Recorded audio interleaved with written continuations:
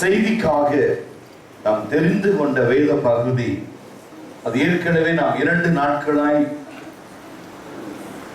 Second and third 2 நாட்களும் நாம் தியானித்து வருகிற ஒரு வேத பகுதி. சங்கீதம் 25ஆம் அதிகாரம் வசனம் 12 தொடங்கி 15 வரை. அதை எடுத்து பார்க்கும் பொழுது 6 விதமான வழிகளை அந்த சங்கீத பகுதி நமக்கு காண்பிக்கிறது. ஒருவேளை நீங்க வெள்ளிக்கிழமையில வந்திருப்பீர்களானால் இந்த 6 உங்களுக்கு தெரிஞ்சிருக்கும். ஒருவேளை வராதவர்கள் நீங்க எழுதி கொள்ளுங்க. முதலாவது, தேவன் நம்மை நடத்துகிற விதம், கைடன்ஸ்.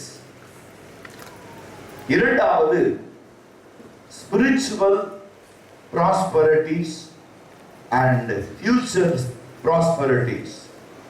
அது 2, 3ஆக இருந்தாலும் அது 2ஆக எடுத்துக்கொள்ளலாம். மூன்றாவது பார்க்கும் பொழுது அவருடைய தொடர்ச்சி. தேவன் எப்படி நம்முடைய பிள்ளைகளுக்கு the divine confidence கொடுக்கிறாரு நம்ம பார்க்கிறோம். 4ஆவதாக, 5ஆவதாக நாம் பார்க்கும் பொழுது covenant என்று பார்க்கிறோம். 6ஆவதாக நாம் பார்க்கும் பொழுது deliverance என்று பார்க்கிறோம். இந்த 6 பகுதியை நாம் இன்றைக்கு தியானிக்கும் பொழுது இதற்குள்ளாக சபையை குறித்தும் ராபோஜனத்தை குறித்தும் ஞாயிற்றுக்கிழமை தேவ செய்தியை குறித்தும் இதுக்குள் எங்கே ரகசியம் இருக்கிறது என்று நீங்கள் பார்க்கும் பொழுது இந்த 3 பகுதிகளிலே நமக்கு பார்க்கிற ஒரு காரியம், just make yourself guidance. இரண்டாவது, spiritual prosperities and future prosperities.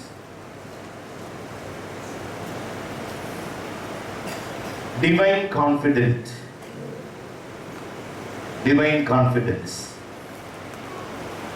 the covenant, the deliverance. 6 காரியங்களை நான் வெள்ளிக்கிழமை எடுத்தேன். எவ்வளவு பேருக்குள்ள ஞாபகம் இருக்கு தெரியாது. ஆனா இந்த 6 காரியத்தையும் sometimes I used to reveal about the heroes of the Bible. வேதாகம வெற்றி உள்ள மனிதர்கள் என்று பார்க்கும் பொழுது கைடன்ஸ் அப்படிங்கும்போது நம்ம யாரை பார்க்கலாம்? ஆபிரகாமை பார்க்கலாம். Abraham. Spiritual and future prosperity அப்படிங்கும்போது we can see Isaac in this notes. Both spiritual and future prosperity, Isaac. Then divine confidence, Jacob. And covenant with Joseph. Deliverance from you and me. Praise the Lord. நீங்களும் நான். Praise the Lord.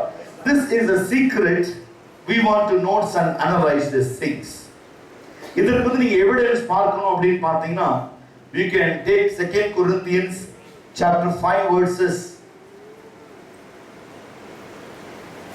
12 to 15, 11 to 15. கீழே deliverance அப்புறம். Okay. Then அடுத்து பார்த்தீங்கன்னா 1 தீமோத்தேயு 3ஆம் அதிகாரம் 1 முதல் 13. 3ஆம் அதிகாரம் 1 முதல் 13. அடுத்ததாக நம்ம கன்க்ளூஷன் எது கொடுக்க போறோம் அப்படின்னா 1 Corinthians chapter 11 verses 21 onwards till 30. இதான் இன்னைக்கு செய்தி. இதற்குள்ளதாக நாம் பார்க்க வேண்டிய காரியங்கள் அப்படின்னு பார்த்தீங்கன்னா ரொம்ப தெளிவாய் சொல்லப்படுகிற காரியம்.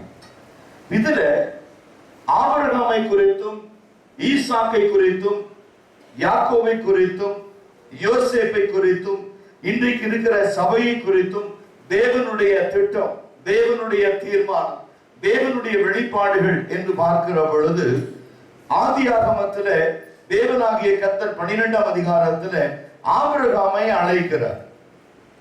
He wants to give the guidance to Abraham and inherit the promise which God already kept for him. அவனுக்காக தேவன் ஏற்படுத்தி வைத்திருந்த ஒரு சுதந்திரத்தை பெற்றுக் கொள்ளும்படியாய் ஆபிரகாமை தேவன் வழி நடத்துகிறார். இனி பல சூழ்நிலைகளிலே நாம் தேவனோடு தேவத்துவத்திலே நாம் வாழ்ந்து கொண்டு வந்தாலும் தேவனுடைய நிச்சயமான அழைப்பு என்பது அவர் நம்முடைய வாழ்க்கையிலே நம்மை நடத்துகிற விதம். that means guidance.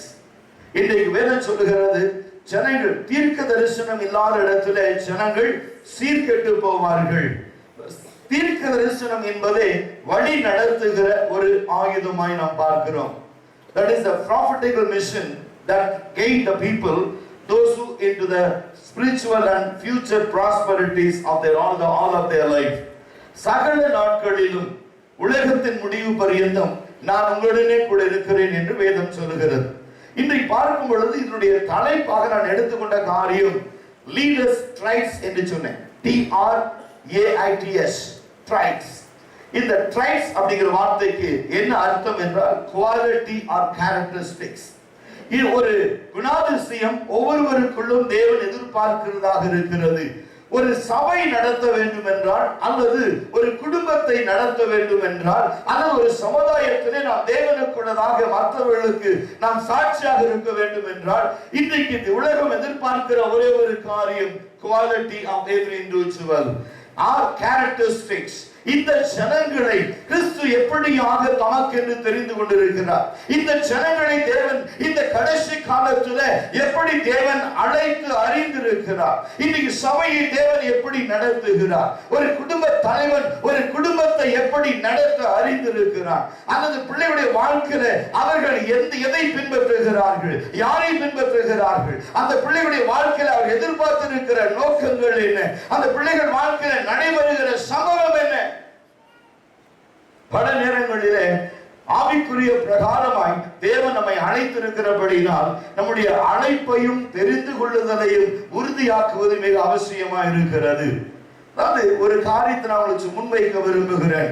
எந்த காரியமானாலும் நீங்கள் நற்கிரியைகளை செய்ய அறிந்து கொள்வீர்களானால் உங்கள் வாழ்க்கையில எந்த நிமிஷத்திலும் நீங்கள் செய்த நற்கிரியைகள் உங்களுக்கு பிரயோஜனமாக இருக்கும். கடைசி என்ஜாய்டி கிளாஸ்ல ஒரு காரியத்தை நான் கற்றுக் கொடுத்தேன். ஃப்ளூ இன்ஃப்ளூயன்சா என்கிற வியாதியை குறித்து என்ஜிஐடி பிள்ளைகளுக்கு சொல்லிக் கொடுத்தேன். இந்த இன்ஃப்ளூயன்சாங்கிற வியாதி எப்படி வரும், எவ்வளவு நாட்கள் இருக்கும், அதற்கு மருந்து மாத்திரைகள் என்ன, எதை சாப்பிடலாம் எதை சாப்பிடக்கூடாது, அது வருகிற விதம் என்னன்னு சொல்லி என்ஜிஐடி ஸ்டூடெண்ட் சொல்லிக் கொடுத்தேன். அதுல ஒருவேளை ஒரு மனிதன் தெருவிலே தனிமையாய் நடந்து போய் கொண்டிருப்பான்னு சொன்னா திடீர்னு அவன் ஃபெயிண்ட் ஆகி கீழே விழுகிறான் அப்படின்னா அவனுக்கு எப்படிப்பட்ட முதலுதவி நாம் கொடுக்க வேண்டும், ஃபர்ஸ்ட் எய்ட் எப்படி கொடுக்கணுங்கிறதையும் நான் அதுக்கு பின்னால வச்சிருக்கேன். ஒருவேளை 14 ஆலோசனைகள் இருக்கிறது. ஒருவேளை heart attack, all of a sudden stroke, இவைகளுக்கெல்லாம் ஒரு மருத்துவம் எப்படி செய்ய வேண்டும் என்று நான் என்னுடைய நாலேஜில் வச்சிருக்கேன். அதை பிள்ளைகளுக்கு நான் கற்றுக் கொடுத்தேன். அது என்னுடைய வாழ்க்கையில நேற்றைய தினத்தில் அது பயன்படும்படியாக அமர்ந்தது. நான் நேற்று காலையில பிளைட்ல ஜெட்ல கோயம்புத்தூர் போயிட்டு திரும்பி நான் கோயம்புத்தூர் ஏர்போர்ட்ல உட்கார்ந்துகிட்டு இருக்கேன் என்னுடைய பிளைட்டுக்காக. திடீர்னு ஒரு மனுஷன் நடந்து வந்து கொடுத்த மனுஷன் அப்படியே ஃபெயிண்ட் ஆகி கீழே அப்படியே விழுக போனா நான் என்னுடைய அருகில் நான் அப்படியே பிடிச்சு அவனை உட்கார வச்சுட்டு இம்மீடியட்டா நான் என்னுடைய 6th பிரெயின், அதாவது 6வது அறிவை நான் யூஸ் பண்ணும்போது, அதாவது spiritual stands, what is the sickness ஆவியானவரே ஒரு நிமிஷம் கேட்கும்போது ஆவியானவர் சொன்னாரு இஸ் a low sugar என்று சொன்னார். உடனே ஒரு டம்ளர்ல கப்ல சுடுதண்ணி வாங்கி ஒரு 2 ஸ்பூன் சர்க்கரையை போட்டு உடனே அவருக்கு கொடுத்துட்டு அடுத்த நிமிஷம் என்ன ஃபர்ஸ்ட் எய்ட் கொடுக்கணும் அதை கொடுக்க ஆரம்பிச்ச உடனே அந்த இடத்துல ஒரு லேடி டாக்டர் மேபி 60s உட்கார்ந்துட்டு இருந்தாங்க. ரொம்ப சொன்ன ஒரே ஒரு வார்த்தை சொன்னாங்க, you have the sense of humour, are you a doctor? நான் சொன்னேன், I am a doctor not in medicine but philosophy.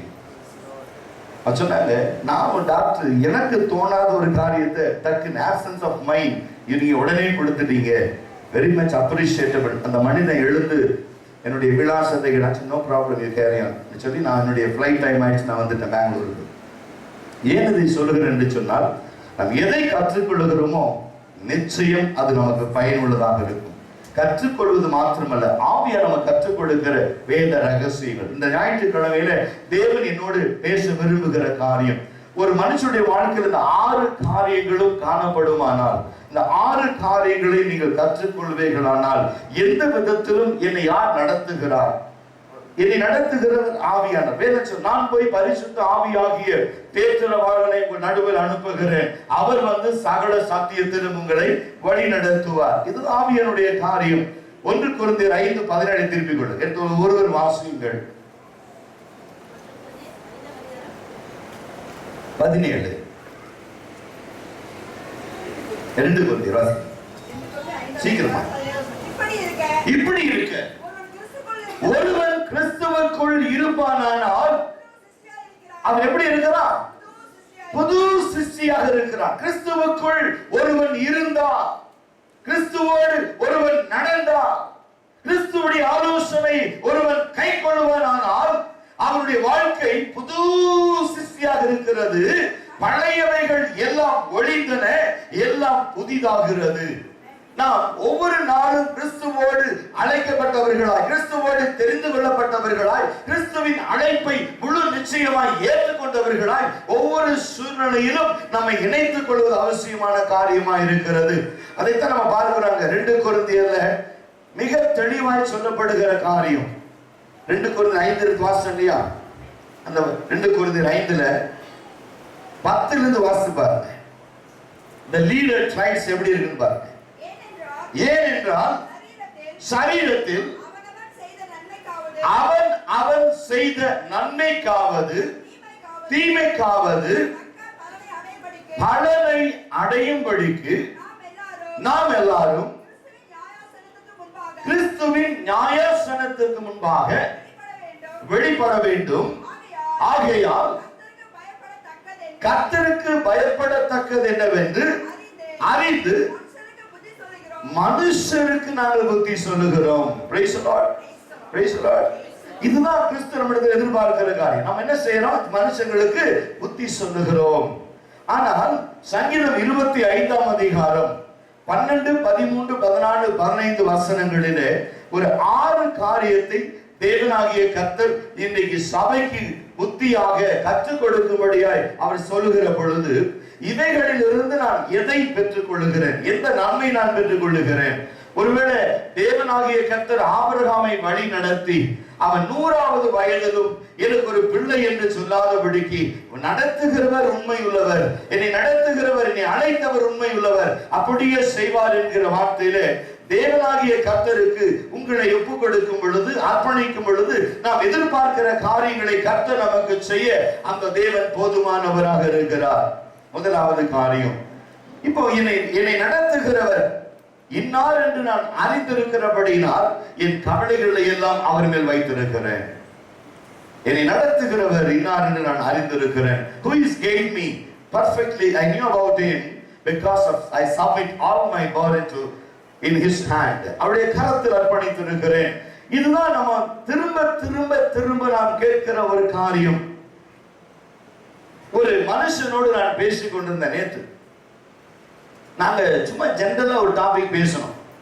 அப்போ ஒரு சிஎஸ்ஐ மதகுரு, நல்ல ஒரு பெயர் பெற்றவர் அங்க வந்திருந்தார். நேற்று என்னுடைய மீட்டிங்ல அவரும் இருக்கிறார்.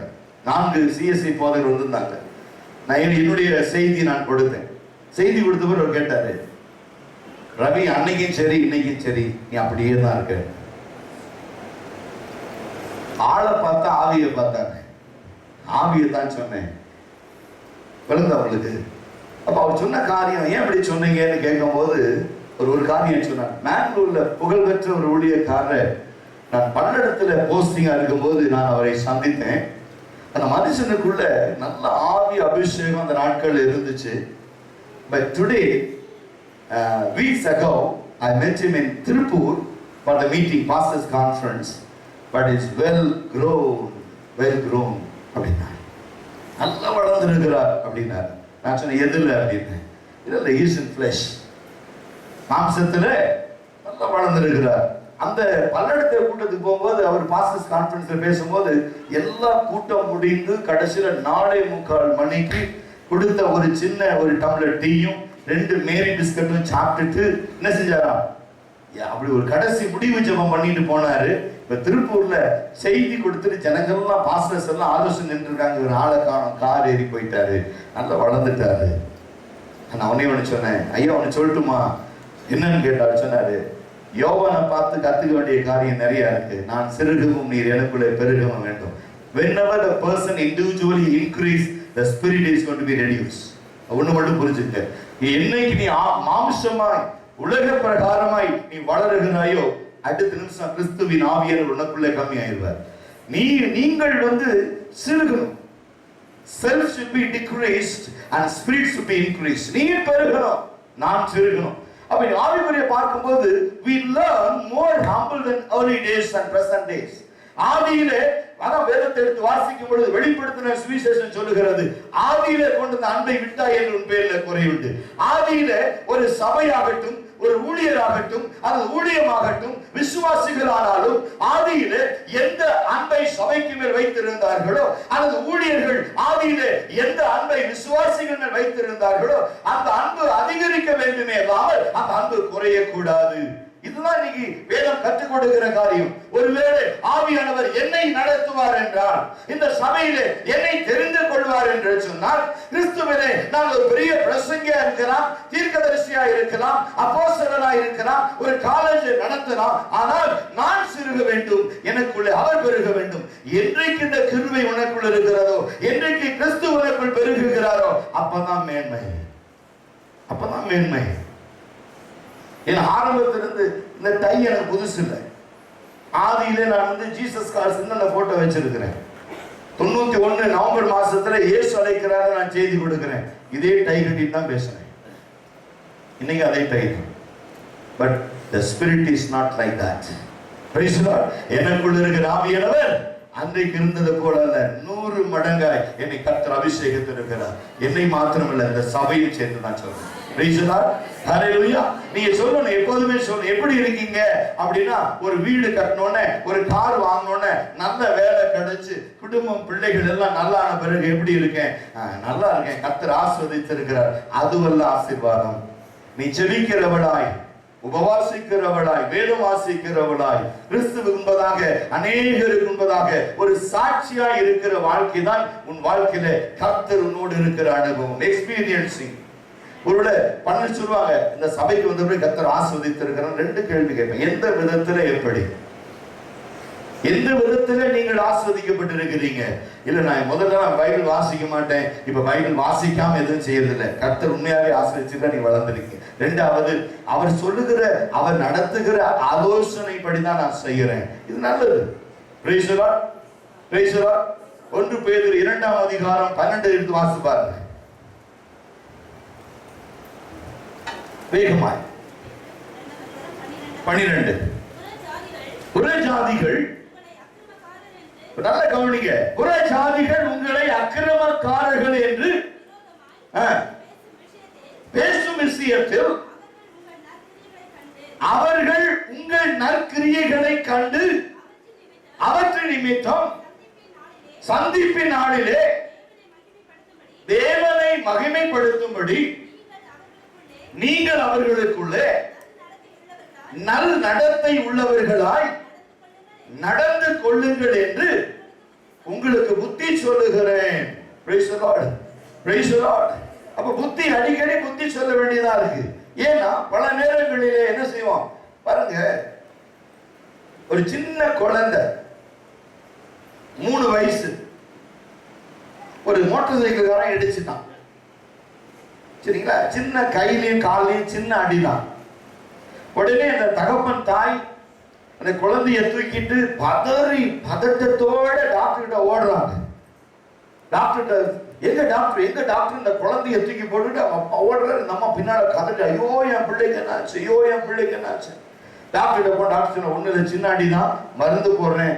உடனே என்ன செய்யாங்க, அந்த அடிப்பட்ட இடத்துல கிளீன் பண்ணி ஆயின்மெண்ட் போட்டு, பெயிண்ட் இருந்தா இந்த மாத்திரையை கொண்டு இந்த சிறப்பை கொடுங்கன்னு சொல்லி ஒரு சிறப்பை கொடுத்து அந்த பிள்ளைக்கு டாக்டர் ஃபீஸ் கட்டிட்டு போங்கன்னு சொன்ன உடனே அந்த தாய் கொஞ்சம் உள்ளத்துல சந்தோஷம். டாக்டர் கேட்கிறாரு, எப்படிமா ட்ரீட்மெண்ட் எல்லாம் முடிஞ்ச பிறகு அந்த அம்மா அந்த தாய் தகப்பன் உட்கார வச்சு கேட்கிறாரு, என்ன ஆச்சுமா, பிள்ளை இப்படி அடிபட்டிருக்கு, நீங்க எங்க இருந்தீங்க, என்ன ஆச்சு? இல்லையா, நாங்க இப்போது அந்த பிள்ளைய கையை பிடிச்சுதான் கூட்டிட்டு போவோம். அந்த பிள்ளை நடக்க பழகிட்டான் பாருங்க, இப்ப கையை உதறிட்டு ஓடினா ஸ்கூட்டர்காரன் அடிச்சுட்டாங்க. இன்னைக்கும் பிள்ளைங்க தான் நீங்க எல்லாரும் இன்னைக்கும் எனக்கு பிள்ளைகள் தான். கையை உதறிட்டு ஓடக்கூடாது. புரியுதா புரியலையா? பல நேரங்களில் நாங்க உங்க கையை பிடிச்சு நடத்துறோம் என்று நாங்க விசுவாசிக்கிறோம். நாங்க வளர்ந்துட்டோம் பாஸ்டர் கையை விடுங்கன்னு உதறிட்டு ஓடும் போதுதான் பிரச்சனை வருது. நாங்க பொறுப்பு இல்லை. டாக்டர்கிட்ட போகணும், மருந்து போடுவார், வலிக்கும், வேதனையா இருக்கும். அடுத்த முறை இந்த பையன் சொல்றான், தனியா நடறானா, வீட்டுல கூட நடக்க மாட்டேங்கிறான். அந்த அம்மா கிச்சன் போனா கையை பிடிச்சிட்டே போறான். அந்த அம்மா வெளியே வந்தா தண்ணி தெளிக்க வந்தா கையை பிடிச்சிட்டே வரான். அந்த அம்மா சமையல் ரூம்குள்ள போறான்.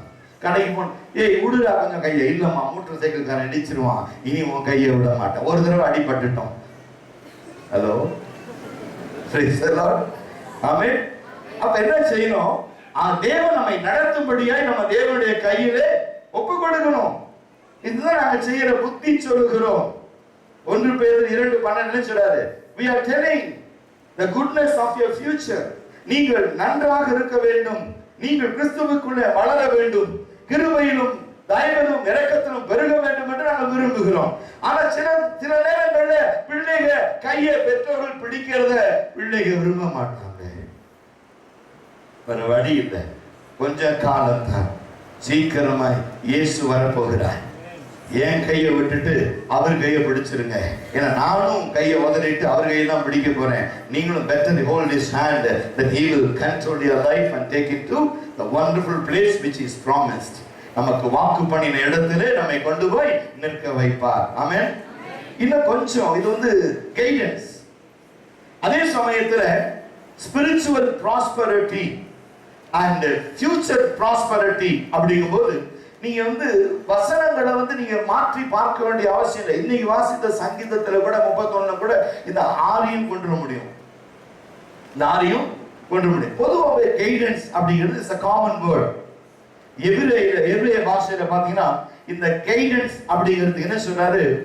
expecting the guidance you receive the guidance. நடத்துதலை எதிர்பார்க்கணுமா? பாருங்க, ஒருத்தர் சொன்னாரு, ஐயா சபைக்கு வழி தெரியல, 3 மணி நேரமா சுத்திக்கிட்டு இருக்கேன். கேட்டேன் நான், யார்கிட்ட போன் பண்ணி கேட்டீங்களா? ஆபீஸ் போன் நம்பருக்கு என்னுடைய மொபைல் இருக்கு, நீங்க 3 மணி நேரமா ஏன் சுத்தி இருக்கீங்க? இல்ல கண்டுபிடிச்சதான்னு. இதுதான் எத்தியோப்பியா நிதி அமைச்சர் செஞ்சான். எத்தனையோ வருஷமா பைபிள் படிக்கிறான், ஆனா வாழ்க்கையில ஞானஸ்தானம் எடுக்கணும்னு தோணல. ஞானஸ்தானத்துக்கு லாபம், ஆனா ஞானஸ்தானம் எடுக்கணும்னு தோணல. ஆனால் பிலிப்பை ஆவியானவர் நடத்தி கொண்டு போய் இந்த ரதத்தோடு சேர்ந்து கொள் என்று சொல்லுகிற பொழுது ஏசாயா ஆகமங்களில் 53வது அதிகாரத்தை இவர் எடுத்து வாசிக்கவும் அதற்கு பிடிப்பு விளக்கம் சொல்லவும் ஆரம்பித்த உடனே தண்ணீர் இருக்கிறது, நாம் மனசு இருக்கு, இனி தடை என்ன என்று சொல்லி அவன் ஞானஸ்தானம் எடுக்கிறான். This is the way the Holy Spirit guidance of the every individual church as well as the family in the last days. கடைசி காலத்திலே தேவனாகிய கர்த்தர் நம்மை நடத்துகிற விதம் இதுதான். Without your expectation, இந்த நிதி அமைச்சர் எதிர்பார்க்கல, ரதத்திலே என்னோட பிடிப்பு இணைந்து கொள்ளுவான், என்னை அவர் ஞானஸ்தானத்துக்கு நேராய் வழி நடத்துவான் என்று எந்த சூழ்நிலையிலும் அந்த மனுஷன் எத்தியோப்பியா நிதி அமைச்சர் நினைக்கிற அவர்களுக்கு பணம் இருந்தது, அதிகாரம் இருந்தது, பதவி இருந்தது, செல்வாக்கு இருந்தது, வேத வசனமும் இருந்தது. ஆனால் வேத வசனத்தை வாசிப்பதற்கு பிலிப்பு கேட்கிறான், நீங்கள் வாசிக்கிற வசனம் உங்களுக்கு புரிகிறதா, தெரிகிறதா? எத்தனை காலம் இந்த வசனத்தை வாசித்தாலும் இந்த வேதத்தை வாசித்தாலும் உங்களை நடத்தும்படிக்கு ஆவியானவர் வேண்டும், உங்களை நடத்தும்படிக்கு பிதாவாகிய தேவன் வேண்டும், உங்களை நடத்தும்படிக்கு வசனமாகிய கிறிஸ்து உங்கள் வாழ்க்கையில் அவசியமாய் இருக்க வேண்டும் என்று என்னைக்கு நீ தீர்மானிக்கிறாயோ, ஒருவேளை அந்த நிதி அமைச்சர் சொல்லி இருக்கலாம், I know better than you, I don't want anyone to explain the word of God because from my childhood I learned this and meditated this and proclaiming it, but nothing has happened. Today I need someone to help me, someone to come and guide me until and then he cannot enter into the willing of the Holy Spirit. பரிசுத்த ஆவியின் நடத்துதலுக்குள் இவன் நுழைந்திருக்க முடியாது. இன்னைக்கு சபையே நீ கேட்கிற ஒரே ஒரு காரியம், உன்னிடத்திலே வேத புத்தகம் இருக்கலாம் அல்லது கிறிஸ்துவ வாழ்க்கையிலே பாரம்பரியமாய் கிறிஸ்துவராய் வளர்ந்திருக்கலாம், கிறிஸ்துவை தெரிந்து வைத்திருக்கலாம், நல்ல ஊழியர்களோடு பழக்கம் இருக்கலாம், ஆனால் உன்னை வழி நடத்துகிறவர்கள் கிறிஸ்துவுக்கு ஏற்ற முறையிலே உன்னை வழிநடத்துவார்களானால் நீங்கள் நினைப்பதற்கு மேலான ஆசீர்வாதத்தை கொடுக்க அந்த தேவன் போதுமானவராக இருக்கிறார். One Sunday cannot help you to grow in the spirit. நிமிஷம் நிமிஷம் கர்த்தருக்குள்ளே நாம் பேர் கொண்டவர்களாக இருக்கிறோம். உலகம் சொல்லிக் கொடுக்காததை நாங்கள் சொல்லிக் கொடுக்கிறோம். ஆனா வேதத்தில் இருக்கிறவைகளை மட்டுமே, வேதத்தில் இருக்கிறவைகளை. சில வாரங்களுக்கு முன்பு சங்கீதம் 25 யார் வாசித்தா? மாறி மாறி வாசிச்சோம். ஆனா அதுக்குள்ளதான் 6 இருக்குன்னு தெரியாது. சங்கீதம் வாசிச்சங்க 25 மாறி மாறி வாசிச்சங்க. அதுல கைடன்ஸ் இருந்துச்சா? ஸ்பிரிச்சுவல் ப்ராஸ்பெரிட்டி இருந்துச்சா? ஃபியூச்சர் ப்ராஸ்பெரிட்டி இருந்துச்சா? டிவைன் கான்ஃபிடென்ட் இருந்துச்சா? கவர்னன்ட் இருந்துச்சா? டெலிவரன்ஸ் இருந்துச்சானா இல்ல. என்னமோ சங்கீதம் வாசிக்கணும், வாசிச்சோம், முடிச்சோம். ஆவியானவர் சபையை நடத்துகிறார், சபைக்கு கற்றுக் கொடுக்கிறார். இந்த எண்ணம் நமக்குள்ள வரணும். 1 தீமோத்தேயு 3ஆம் அதிகாரம் 16 எடுத்துக்கொள்ளுங்க. 10 வாசிங்க, கொஞ்சம் டீப்பா எடுக்கலாம். 3ஆம் அதிகாரம். மேலும் என்ன சொல்றாரு? நடத்தப்படணும் அப்படின்னா இவர்கள் முன்னதாக சோதிக்கப்பட வேண்டும், குற்றம் சாட்டப்படாதவர்களாகவும்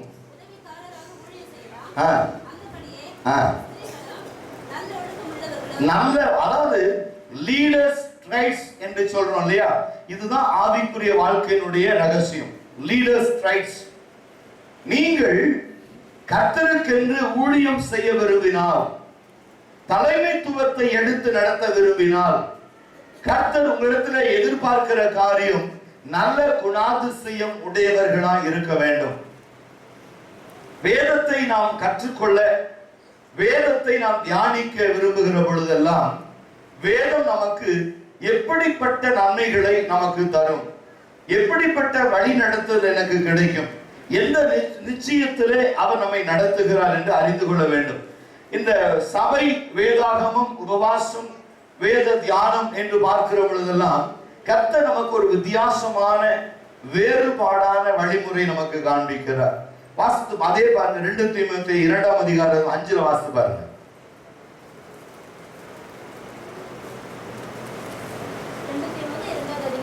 5ஆம் வசனம். மேலும்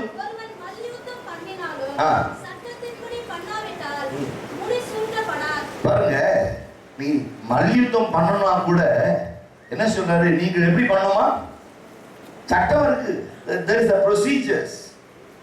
You cannot do. திரும்பி வாசிங்க, அந்த கீழே, இந்த கீழே வாசிங்க. பிரயாசப்பட்டு பயிரிடுகிறவன் பலனில் முந்தி பங்கு அடைய வேண்டும். நான் சொல்லுகிறவைகளை சிந்தித்துக்கொள்.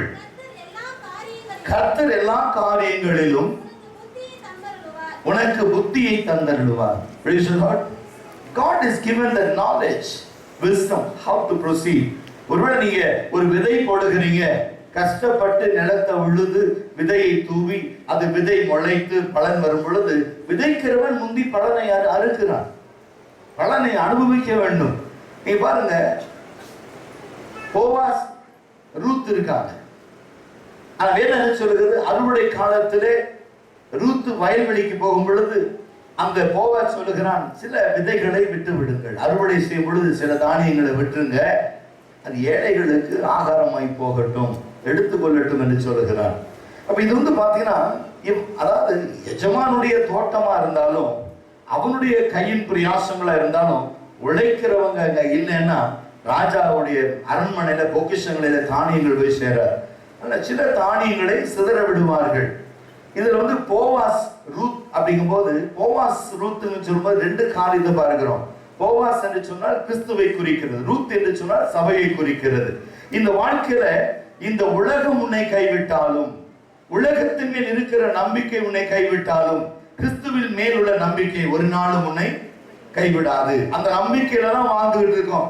இந்த போவாஸ் ஆகிய கிறிஸ்து, மணவாளன் ஆகிய கிறிஸ்து நிச்சயம் வரப்போகிறார். ரூத் ஆகிய என்னை ஏற்றுக்கொள்ளுவார். என்னுடைய வாழ்க்கையில உலகத்தோடு இணைக்கப்பட்ட நான், உலகத்தோடு வாழ்ந்து கொண்டிருக்கிற நான், ஏற்கனவே பல திட்டங்களையும் பல தீர்மானங்களுக்குள்ளே நான் வாழ்ந்து கொண்டிருந்தாலும் என் தேவனாகிய கர்த்தரை நடத்துகிறபடி எனக்கு ஒரு நம்பிக்கை உண்டாகும்படி, நல்ல கிரியை உண்டாகும்படி என்னுடைய நம்பிக்கை அந்த போவாஸ், அதாவது இயேசு கிறிஸ்துவின் மேல் இருக்கிறபடினாலே நான் ஆசைக்கப்படுவதில்லை.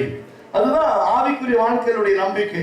அதாவது என்ன சொல்றாங்க, உலகத்துல எந்த தீர்மானங்கள் இருந்தாலும் சரி, இந்த ரூத்துடைய வாழ்க்கை நீங்கள் கொஞ்சம் சற்று வாசித்து பார்க்கும் பொழுது இந்த ரூத்துடைய சம்பவம் ஒவ்வொரு சபைக்கும் ஒரு ஆழமான சத்தியத்தை சொல்லுகிறதாய், ஆழமான சத்தியத்திலே சபையை நடத்துகிறதாய் இருக்கிறது. ஒருவேளை பாருங்க, ஆவிக்குரிய வாழ்க்கையில ரூத்துக்கு திருமணம் ஆகிறது. அதாவது நெகேமியுடைய வாழ்க்கையில 2 மருமகள் இருக்காங்க தன் மகன்களுக்கு.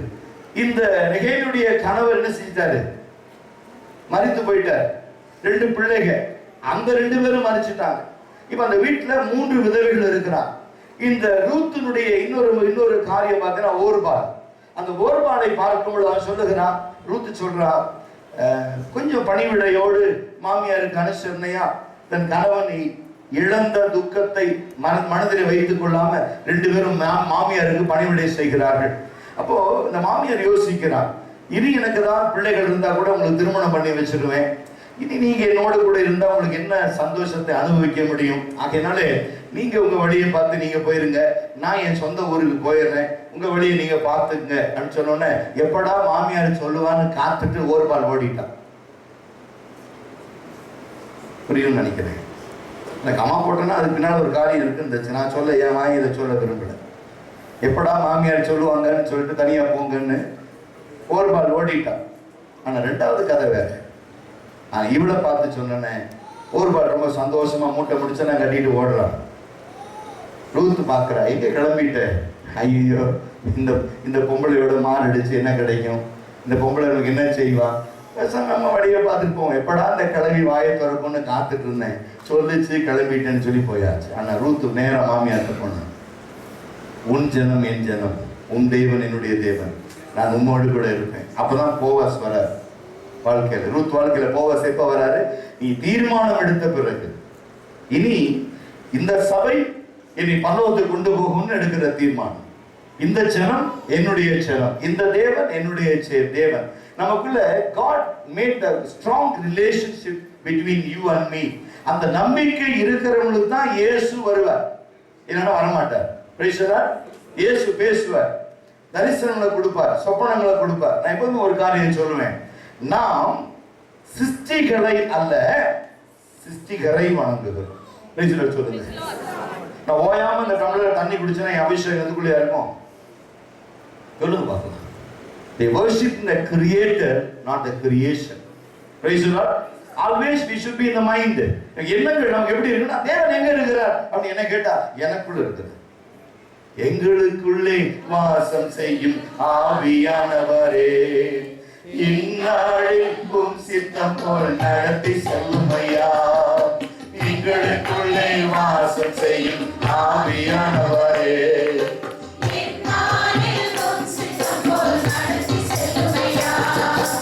ஆவியானவரே, ஆவியானவரே, பரிசுத்த ஆவியானவரே,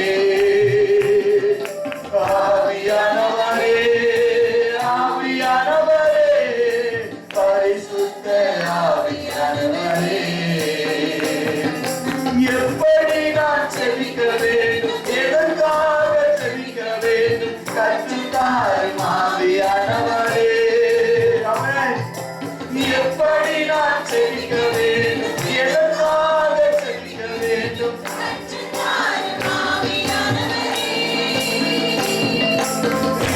வசனம் புரிந்து கொண்டு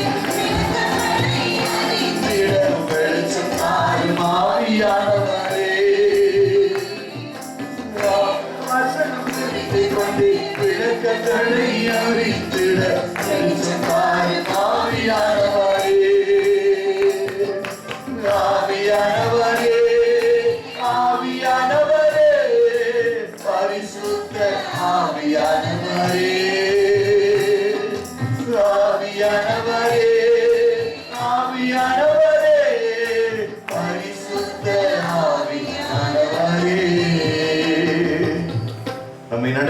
நடத்துகிறவர் ஆவியானவர்.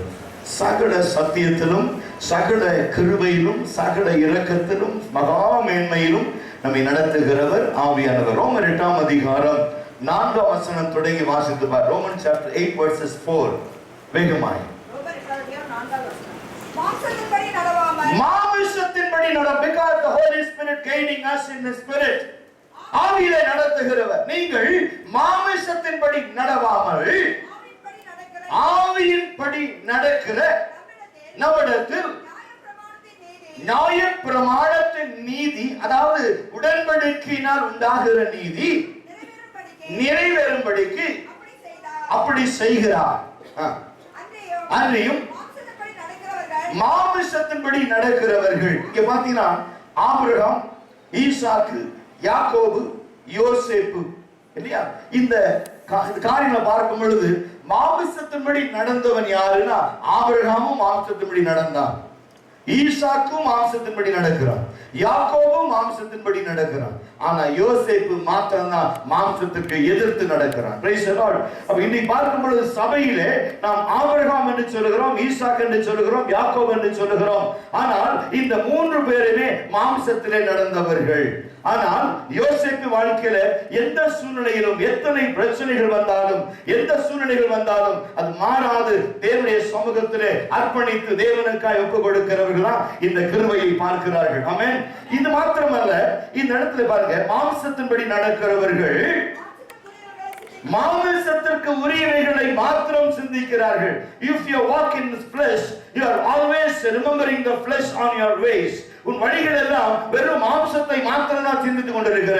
என் வாழ்க்கையில இது நடக்குமா, என் வாழ்க்கையில அது நடக்குமா, இது வருமா, அது போகுமா, எல்லாம் மாம்சமா இருக்கும். ஆனா வேதம் சொல்லுது, மாம்சத்திலே பிறப்பதெல்லாம் மாம்சமா இருக்கும், ஆனா ஆவியிலே பிறப்பது ஆவியா இருக்கும். ஆனால் ஆவிதான் நித்திய ஜீவன்.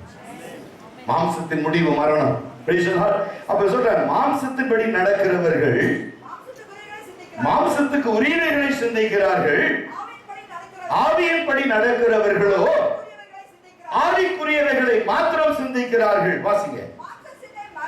மாம்ச சிந்தை மரணம், ஆவியின் சிந்தையோ நித்திய ஜீவன் சமாதானம். Praise the Lord. இது மாத்திரமல்ல, இன்னும் ரோமர் பாருங்க, ரோமர் 9ஆம் அதிகாரத்துல கூட பாருங்க, 2 இருந்து வாசி பாருங்க. Romans chapter 9 verses 2 onwards. நான் சொல்லுகிறது பொய் அல்ல, கிறிஸ்துவுக்குள் நான் உண்மையை சொல்லுகிறேன். பரிசுத்த ஆவிக்குள் உன் மனசாட்சியும் எனக்கு சாட்சியாய் இருக்கிறது. மாம்சத்தின்படி உன் இனத்தால் ஆகிய நானே கிறிஸ்துவை விட்டு சபிக்கப்பட்டவனாக வேண்டும் என்று விரும்புவேனே. அவர்கள் இஸ்ரவேலரே, புத்திர சுவிகாரமும் மகிமையும் உடன்படிக்கைகளும், this means covenant, that means covenant, உடன்படிக்கையும் நியாயப்பிரமாணமும் தேவனுடைய ஆராதனையும், that's divine confidence.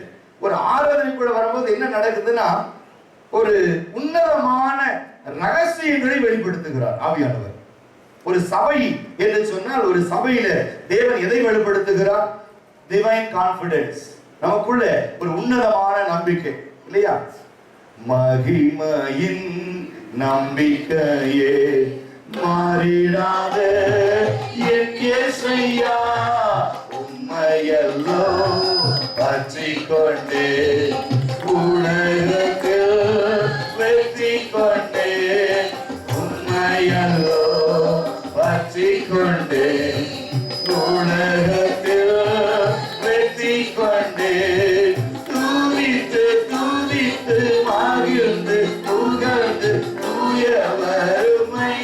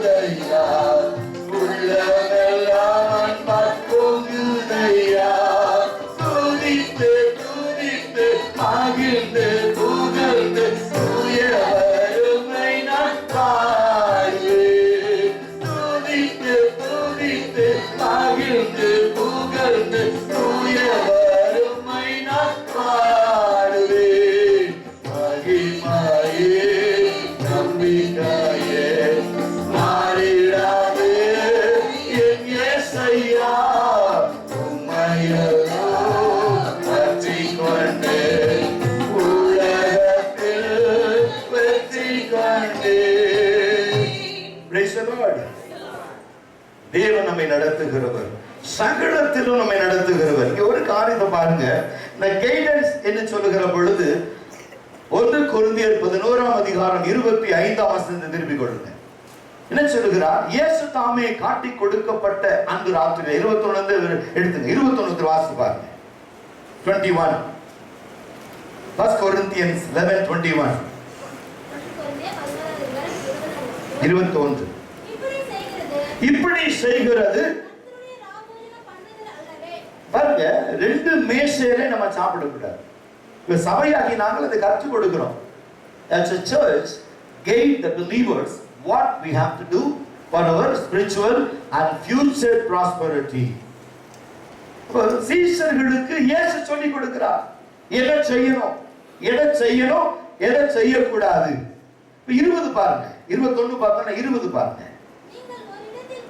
நீங்கள் ஒரு இடத்திலே கூடி வருகிற பொழுது, அதாவது சபையிலே கூடி வருகிற பொழுது அவன் சொந்த போஜனத்தை முந்தி சாப்பிடுகிறான். ஒருவன் பசியா இருக்கிறான், ஒருவன் வெறியா இருக்கிறான். இப்படி செய்கிறது கர்த்தருடைய ராபோஜனம் அல்ல. Praise the Lord.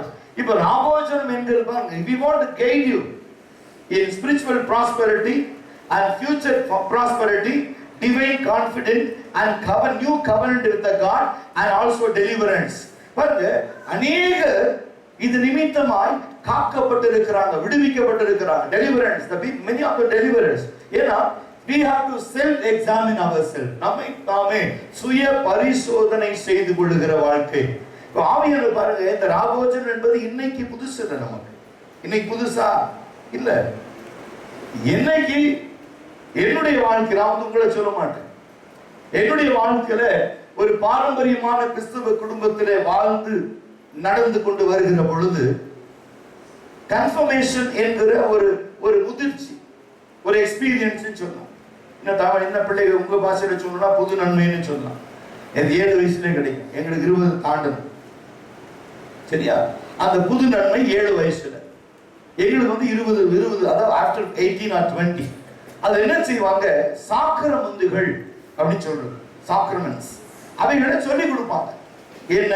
பரமண்டல ஜெபம், என்னாத்துமாவே கர்த்தரை ஸ்தோத்திரி, இயேசு யாரு, இயேசுவின் தாயார் யாரு, இயேசுவின் தகப்பனார் யாரு, இயேசு எத்தனை வருஷம் பூமியில ஊழியம் செய்தாரு, அவர் ஊழியம் செய்த நாட்களில் அவருடைய பிறப்பு எப்படி இருந்துச்சு, அவருடைய வாழ்க்கை எப்படி இருந்துச்சு, அவருடைய மரணம் எப்படி இருந்துச்சு, அவருடைய உயிர்த்தெழுதல் எப்படி இருந்துச்சு, அவர் சீசர்களோடு பந்தி இருக்க செய்யும் பொழுது ராபோஜனத்தை எப்படி கடைபிடித்தார் என்று சொல்லி எல்லாம் இந்த காரியங்களை சாக்கிரமந்துகளாய் கற்றுக் கொடுப்பாங்க. 10 கற்பனைகளை சொல்லுவாங்க. இதெல்லாம் சொல்லிக் கொடுக்குது. சாக்கிரமந்துகளை பிள்ளைகளுக்கும், அதாவது வேறு சபை முறைமையின்படி 18 வயசு ஆனவங்களுக்கு. அப்போ அந்த சபை போதகர் எதை கற்றுக் கொடுக்கிறாரோ அதெல்லாம் மனப்பாடமா படிச்சு ஒப்பிச்சிட்டோம்னா சரி, you are granted for the communion என்று சொல்லி ராபோஜனத்துல தள்ளிடுவாங்க. அப்புறம் என்ன ஆச்சு, ராபோஜனத்துல ஒரு பக்கம் ராபோஜனம் வாங்கி சாப்பிட்டுட்டு வெளியே போய் சிகரெட்டை குடிச்சிட்டு அப்புறம் சாராயத்தை குடிச்சிட்டு சாட்சி இல்லாத வாழ்க்கை வாழ்ந்துட்டு இருந்த காலம் ஒன்று. ஆனா என்னைக்கு இயேசு கிறிஸ்து புது உடன்படிக்கை ஏற்படுத்திட்டாரோ அதுக்கு பிறகு பாத்தீங்கன்னா அந்த பாத்திரத்திலே பானம் பண்ண வேண்டாம்னு சொல்ற. நீ எடுக்கிற பந்தியில ஒருத்தன் பசியோட வந்து எடுக்கிறான். என்ன பசி? ஆத்துமா பசி, thirst of the soul. ஆண்டவரே, இந்த நாளிலே ஒருவேளை இந்த ராபோஜனம் எனக்கு கிடைக்காமல் போகுமானால், இந்த பந்தியிலே எனக்கு கலந்து கொள்கிற சிராக்கியம் இல்லாமல் போனால் நான் கிருபை இழந்து விடுவேனே, சமாதானத்தை இழந்து விடுவேனே, என்னுடைய ரட்சிப்பை இழந்து விடுவேனே. இயேசு வரும் பொழுது அவரோடு எடுத்துக்கொள்ளப்படும்படியாய் என் வாழ்க்கையில் எதுவும் நடக்காத ஆண்டவரே என்று சொல்லி பல நேரங்களிலே அப்படிப்பட்ட சிந்தனைகளுக்குள்ளே நாம் கடந்து வருகிறோம். அதைத்தான் யோவான் 3ஆம் அதிகாரத்திலே நிக்கதோமு இயேசுவோடு சம்பவிக்கும் பொழுது அவர் சொல்லுகிறார், மீண்டும் பிறக்கிற அனுபவம். You have to born again and then you cannot enter into the kingdom of God என்று சொல்லி அந்த நிக்கதோமுக்கு சொல்லுகிறார். அவன் ஒரு யூதருக்கு அதிகாரியாய் இருந்தாலும், ஒரு சபை தலைவராய் இருந்தும் அவனுக்கு ராபோஜனத்தை குறித்தோ, ரட்சிப்பை குறித்தோ, ஞானஸ்நானத்தை குறித்தோ, மீண்டும் பிறக்கிற அனுபவங்களை குறித்தோ அவன் தெரியாதவனாய் இருந்தபடினாலே அவனுக்கு வழி கிடைத்த ஒரு இயேசு தேவையா இருந்துச்சு. Jesus Christ guided Nicodemus. After that he entered into spiritual prosperity, future prosperity. He made a divine covenant and also new covenant. Then he delivered from the bondage. Even Nicodemus' life. யோசித்து பாருங்க. ஆவிக்குரிய வாழ்க்கைங்கிறது இதுதான். பல நேரங்களிலும் ஆவிக்குரிய வாழ்க்கைன்னு சொல்லும்போது என்ன இருந்தது நினைச்சுக்குவோம். இது ரொம்ப வேடிக்கையா கூட நீங்க பாத்தீங்கன்னா 1 கொரிந்தியர் 10ஆம் அதிகாரத்துல 5ஆம் வசனத்தை வாசித்து பாருங்க. கொஞ்சம் வித்தியாசமா இருக்கும். 1 Corinthians 10:5. அப்படி இருந்தும் அவர்களில் அதிகமான பேர்களிடத்தில் தேவன் பிரியமா இருக்கல. ஏன் இல்ல? ஏன் விடுதலை இல்ல? வாழ்க்கையில ஏன் ஆசீர்வாதம் இல்ல? ஞாயிற்றுக்கிழமை சபைக்கு தான் போறோம், ஞாயிற்றுக்கிழமை சத்தியத்தை தான் கேட்கிறோம், ஞாயிற்றுக்கிழமையில ஒரு சபைக்குள்ளதான் உட்கார்ந்துகிட்டு இருக்கோம். ஏன் உன்னை கர்த்தர் ஆசீர்வதிக்கல? கர்த்தர் ஏன் உன்னை வழி நடத்தல? அப்படின்னா we are not exactly follow the sacraments of God. இயேசு கிறிஸ்து நம்முடைய கையில ஒப்பு கொடுத்தவைகளை நாம் பின்பற்றுவதற்கு அந்த சபை நமக்கு கற்றுக் கொடுக்கல, அந்த சபை நம்மை வழி நடத்தல, அந்த சபைக்கு நமக்கும் சம்பந்தம் இல்ல. ஏதோ 10ஓட 11 உட்கார்ந்து எந்திரிச்சு வர்றதல்ல கிறிஸ்து வாழ்க்கை. இந்த சபையிலே எனக்கும் இயேசுவுக்கும் ஒரு உறவு உண்டு. ஆகவே personal relationship with Christ, that means the word of God. எனக்கும் வார்த்தைக்கும் ஒரு ஐக்கியம் உண்டு. இரண்டாவது personal relationship with the Holy Spirit. பரிசுத்த ஆவிக்கும் எனக்கும் ஒரு ஐக்கியம் உண்டு, பிதாவுக்கும் எனக்கும் ஒரு ஐக்கியம் உண்டு. காரணம் சபையிலே இந்த திரியேக தேவன் வாசம் பண்ணுகிறபடினாலதான் இந்த காரியம். ஏன் அவங்களை கர்த்தர் ஆசீர்வதிக்கல? இதுதான் காரணம். 1 கொரிந்தியர் 10:5 இன்னும் மேல வாசிச்சு பாருங்க. அப்படியே அவர்கள் அதிகமான பேர்களுக்கு வனாந்திரத்தில் அழிக்கப்பட்டார்கள். அவர்கள் இச்சித்தது போல நாமும் பொல்லாங்கானவைகளை இச்சியாதபடிக்கு இவைகள் திஸ்தாந்தரங்களாய். That means a new covenant. திஸ்தாந்தரங்கள். Praise the Lord. நீ சபை என்ன வேணும்? Covenant. We have made a covenant with the church and every believer. We made a new covenant with the God. We have the new relationship with the God. But every time the Holy Spirit enlightening us and equipping us into perfectionists. ஒரு சபைக்குள்ள வந்து நாம் தேர்ச்சி அடைந்தவர்களாய் ஞானஸ்நானத்திலும் ராபோஜனத்திலும் கிறிஸ்துவுடைய ஐக்கியத்திலும் பங்கு கொள்ளும் பொழுதுதான் இந்த காரியங்களை கர்த்தர் நமக்கு செய்கிறார். அது மாத்திரமல்ல, 25ஆம் அதிகாரத்தில் வாசித்து பாருங்க. சங்கீதம் 25 4-5 வாசிங்க. 4 and 5. கர்த்தாவே, praise the Lord, you teach me your ways. உம்முடைய வழிகளை எனக்கு தெரியும், உம்முடைய பாதைகளை எனக்கு போதியும். This was a covenant and divine confidence. Everyone have the confidence in God. வாசிங்க. The word of God is here. when சபை என்ன சபை நம்ம எப்படி பண்ணணும்? உம்முடைய வழியில உம்முடைய பாதையில நீ நடத்தும் ஆண்டவரே. இதுதான் சபை, இதுதான் சபை. This is what the church guiding us. என்னை நடத்துகிறார். இரண்டாவது, உம்முடைய சத்தியத்தை எனக்கு போதியும். நீரே என் ரட்சிப்பின் தேவன். எந்த உலகத்தில் எனக்கு ரட்சிப்பதற்கு யாரும் இல்லை. எந்த மனுஷனை ரட்சிக்க முடியாது. என்னுடைய திரட்சியான செல்வம் என்னை ரட்சிக்க முடியாது. என் நிறைய இருக்கிற சொந்தக்காரங்களால ரட்சிக்கப்பட முடியாது. எனக்கு இருக்கிற நண்பர்கள் என்னை ரட்சிக்க முடியாது. ரட்சிப்பதற்கு நீர் ஒருவர் தான். ஏன்னா வழியை காமிச்சு சத்தியத்தை போதிச்சா ரட்சிப்பை கொடுப்பார். வந்துருச்சாங்க. The way and also the truth and also salvation. சரியா? இன்னைக்கு இதுதான் காரியம். அடுத்து வாசிங்க. ரட்சிப்பை எனக்கு கட்டளையிடும், உம்மை நோக்கி நாள் முழுவதும் காத்திருக்கிறேன். கர்த்தாவே, உம்முடைய இரக்கங்களையும் உம்முடைய காருண்யங்களையும் நினைத்தருளும். அவைகள் அநாதி காலங்கள் முதலாய் இருக்கிறது. என் இளவயதின் பாவத்தை நினையாதரும்.